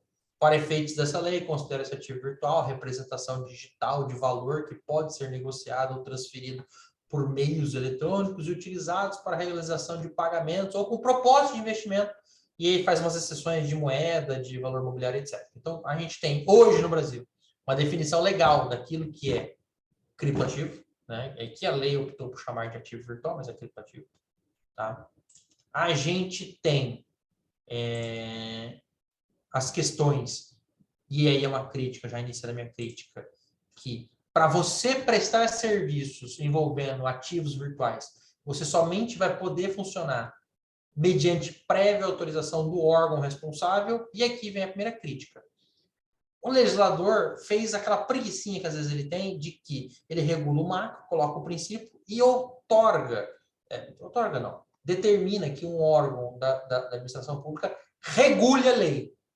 E aí a gente vai ter problemas. Porque se você tem um governo mais liberal, eu não vou falar progressista, mais liberal, né, pró-mercado, você tem uma regulação. Se você tem um governo mais pró-sociedade, um governo que não deixa tanto a rédea solta no mercado, vamos assim dizer, não é tanto assim desregulamenta, é mais forte a regulamentação, uma mão mais forte no Estado, você tem um tipo de regulamentação. E a ideia é que o melhor resultado é que isso venha do Legislativo, da Câmara. Afinal de contas, os deputados e senadores foram eleitos por nós para representar a nossa vontade ou para votar as coisas conforme a gente achou que eles devem fazer os seus projetos que os elegeram. E qual que é o problema de você deixar isso a regulação ao arbítrio de um outro órgão? Vai ser CVM e Bacen. Você não sabe o tiro que vai vir. Tá? Tinha uma coisa muito boa na lei que tiraram, e isso foi fruto de lobby, eu não tenho vergonha nenhuma de dizer, isso vai ficar gravado. Eu já falei isso publicamente em outros lugares. Alguns players, algumas corretoras do mercado fizeram um lobby fortíssimo para tirar o patrimônio de afetação. Por que estava acontecendo? A corretora estava fazendo banquice. Eu adoro usar essa expressão. O que é fazer banquice? A corretora pegava o dinheiro que não é dela, os criptoativos depositados pela Franciele, os criptoativos depositados pelo Gabriel, os criptoativos depositados pela Débora, que os usuários depositam na corretora para transacionar, para comprar, vender, fazer operação, ela pegava esses criptoativos e emprestava para terceiros, para oferir rendimentos com esse empréstimo. Por isso que eu chamo de fazer banquice. Ela estava atuando como banco. Ela pegava o dinheiro do depositante e, na sua capacidade de custódia, emprestava para o outro para remunerar. Isso é um banco. E aí, as corretoras fizeram um lobby danado e tiraram isso. Por quê? Porque esse patrimônio de afetação visava proteger justamente isso. Visava proteger justamente o cliente de um eventual problema de liquidez, problema de ataque, problema de qualquer coisa, inclusive penhora, juiz maluco. Vamos pegar um juiz maluco que dá uma ordem de penhora, que já aconteceu. A maioria da minha atuação, a maior parte da minha atuação enquanto profissional que atua no mercado de cripto, é ter que ficar atuando para falar para o juiz, pelo amor de Deus, baixa esse bloqueio, porque você não bloqueou só o dinheiro da corretora, você bloqueou o dinheiro de sei lá quantas pessoas. E explicar para o juiz ou para o personagem do Poder Judiciário o que é para o desembargador, whatever, o que é criptomoedas, como funciona e como é que ele tem que fazer. Inclusive fazer para pedir informações, tá? Então, esse patrimônio de afetação visava proteger principalmente o usuário. Esse é o principal ponto que tiraram, que, cara, isso foi um negócio chato pra caramba.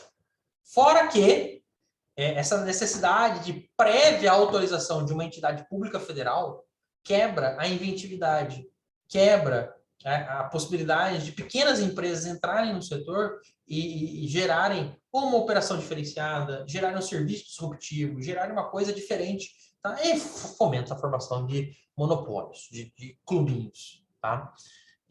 Obviamente que ter essa licença vai custar caro, e aí você corta na via do financiamento. Por exemplo, o Gabriel usou o exemplo da Foxbit. Cara, eu vi essa história, não ao vivo, mas eu conheci essa história, eu conheci os personagens dessa história. A Foxbit foi fundada na internet.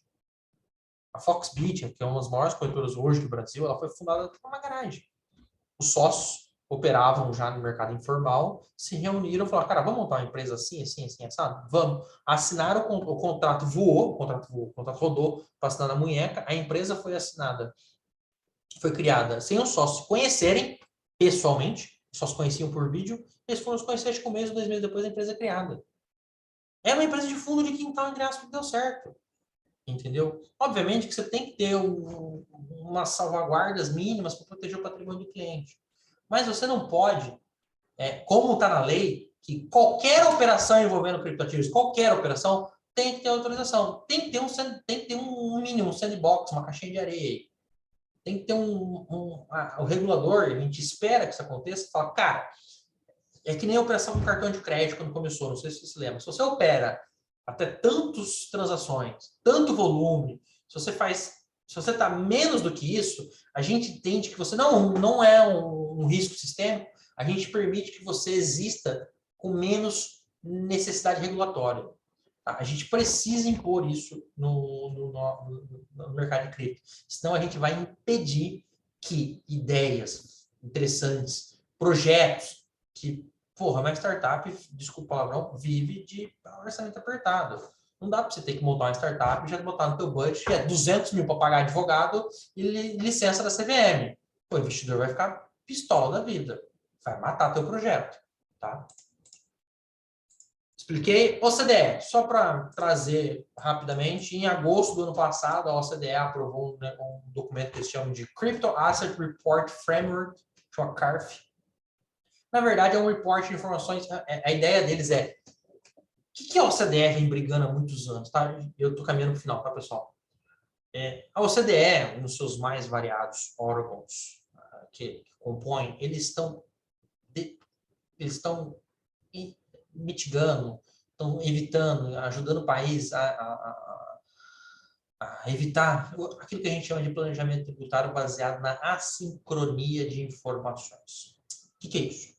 eu falo com um país tal que eu sou residente no Brasil de maneira a ter privilégios fiscais lá. Só que eu também falo para esse país que, na verdade, eu sou residente de outro lugar de maneira a ter privilégios fiscais aqui e não ter tributação. Tá? Isso aqui é em resumo da síntese, um planejamento tributário baseado em assincronia de informações.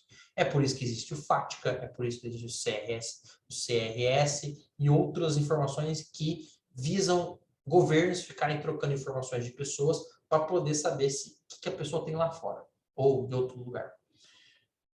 Esse Crypto Asset Report Framework na verdade, nada mais é do que a OCDE propondo para os países que são membros, e na verdade ela propôs isso no G20, mas não é no G20, tá? Um padrão global de combate, um padrão global de prestação de informações, um padrão global com o jeito que os personagens e as pessoas têm que prestar informações para os governos entre si, de maneira a evitar lavagem de dinheiro, de maneira a ter um processo de due diligence uniforme mundialmente, porque é complicado ter que ter um processo de due diligence num país que exige X, Y, Z e em outro país só existe X. Então a gente tem que uniformizar, inclusive, a due diligence que é feita para esse usuário que entra, tá? E a prestação de contas, como é que a gente vai agregar essa prestação de contas, de informações, para ser dividida com os países membros da OCDE. Por que tem essa pressão? Tá? Existe uma pressão regulatória muito grande no mundo, porque a gente teve, ao longo dos últimos 2 anos, grandes casos envolvendo os criptoativos de grandes repercussões. O primeiro caso era da FTX, que era uma corretora muito famosa, injetou muito dinheiro no mercado americano, patrocinou Deus e o mundo, e foi se descobrir que, na verdade, o cara estava fazendo... é uma pirâmide quase, estava utilizando o dinheiro dos usuários, não estava líquido, perdeu dinheiro com algumas operações, fez as piores das banquices possíveis, tá? Ele pegava dinheiro, emprestava, criava dinheiro, era um rolo bizarro. A gente teve a Terra Luna, que é no sul-coreano, que também foi um problema, e outros casos envolvendo criptoativos, inclusive no Brasil. O mais recente, por exemplo, é a Bryce Company, lá do Nordeste. Agora eu posso falar, tô nem aí, já estourou, demorou para quebrar, tá? Demorou para quebrar. Era uma pirâmide, tinha cara de pirâmide, cheio de pirâmide, é pirâmide. Demorou muito tempo para quebrar, tá? Não sei como é que sobreviveu até hoje, sei que deu ruim, mas lá era uma pirâmide, tá? E só para a gente matar, eu vou trazer, por exemplo, uma lista de países que proíbem criptomoedas, literalmente. Essa lista é atualizada sempre, de ano a ano, tá? Eu vou botar lá na bibliografia o site para vocês acessarem, inclusive com as restrições, tem lá países que têm restrições soft e países que têm banimento geral. Egito, Nigéria, Bangladesh, desde 2017, e China são exemplos de países que proíbem. Só para vocês terem que existem países no globo que proíbem criptomoedas. Inclusive, Bangladesh proíbe transacionar com cripto. Se você for pego transacionando com cripto, na pós-cripto, etc., você é preso. Eu acho isso um pouco absurdo, porque você está prendendo alguém que está mexendo com a internet, mas tudo bem. Dito isso, terminando, queria agradecer a todo mundo, queria agradecer a BPI, a oportunidade, tá? Quero me colocar à disposição. Eu vou passar esses slides para o pessoal da secretaria, do background aí, para disponibilizar para vocês na área do aluno. Mas, se ninguém lembra, eu dei o meu e-mail no começo do nosso encontro, tá? Na primeira aula. Fiquem à vontade para me mandar e-mail, não tirar dúvida, trocar ideia, trocar figurinha, tá? Eu acho que eu dei meu contato pessoal também. Fiquem à vontade, por favor. Eu estou à disposição, me coloco à disposição, inclusive, da BPI, para ter um eventual novo encontro, para a gente aprofundar um tema específico, tá? O Fran, acho que tem... tá. Eu tinha uma mensagem ali, mas não era importante, não. Eu só queria fazer um alerta para quem está online agora, de que eu vou rechear essa página que eu estou apontando nesse slide com outros textos que eu consegui encontrar, que são royalty free, né, que eu posso pegar e linkar, para poder deixar um mínimo conteúdo razoável para quem quiser aprofundar o conhecimento. São livros ou são textos que eu li e recomendo, tá? Nessa página já tem livros que você pode baixar o PDF, que as pessoas que fizeram os livros a obra permitem. E também tem livros que você consegue usar na Amazon, naquele Kindle Unlimited, que você paga lá $10 por mês, sei lá, você paga um valor baixo por mês e tem acesso a uma infinidade de livros. E aí eu indiquei quais livros que estão dentro desse Kindle Unlimited, se você quiser ler e aprofundar seu conhecimento, tá bom? Se alguém tiver qualquer outra dúvida, estou à disposição. Fran, senão é contigo.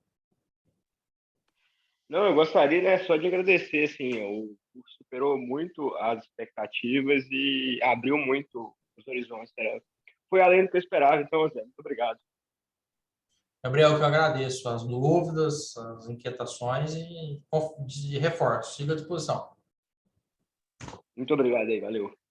Valeu. Mais alguém? Falar alguma coisa?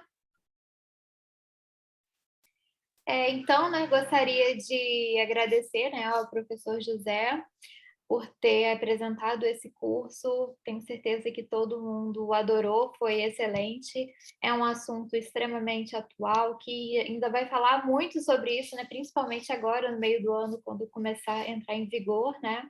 Exatamente. Então, queria agradecer a sua disponibilidade, agradecer aos alunos, aos inscritos, não só quem está aqui presente, mas também quem está assistindo pela plataforma, né, que vai ficar disponibilizada a aula.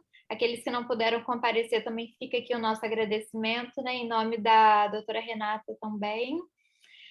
E, no mais, é isso. Se alguém tiver mais alguma coisa para falar, se não, reforço aqui os agradecimentos e uma boa noite a todos. Obrigado, Fran. Agradeço. Saudações a Boa todos. noite. Até mais. Tchau, tchau.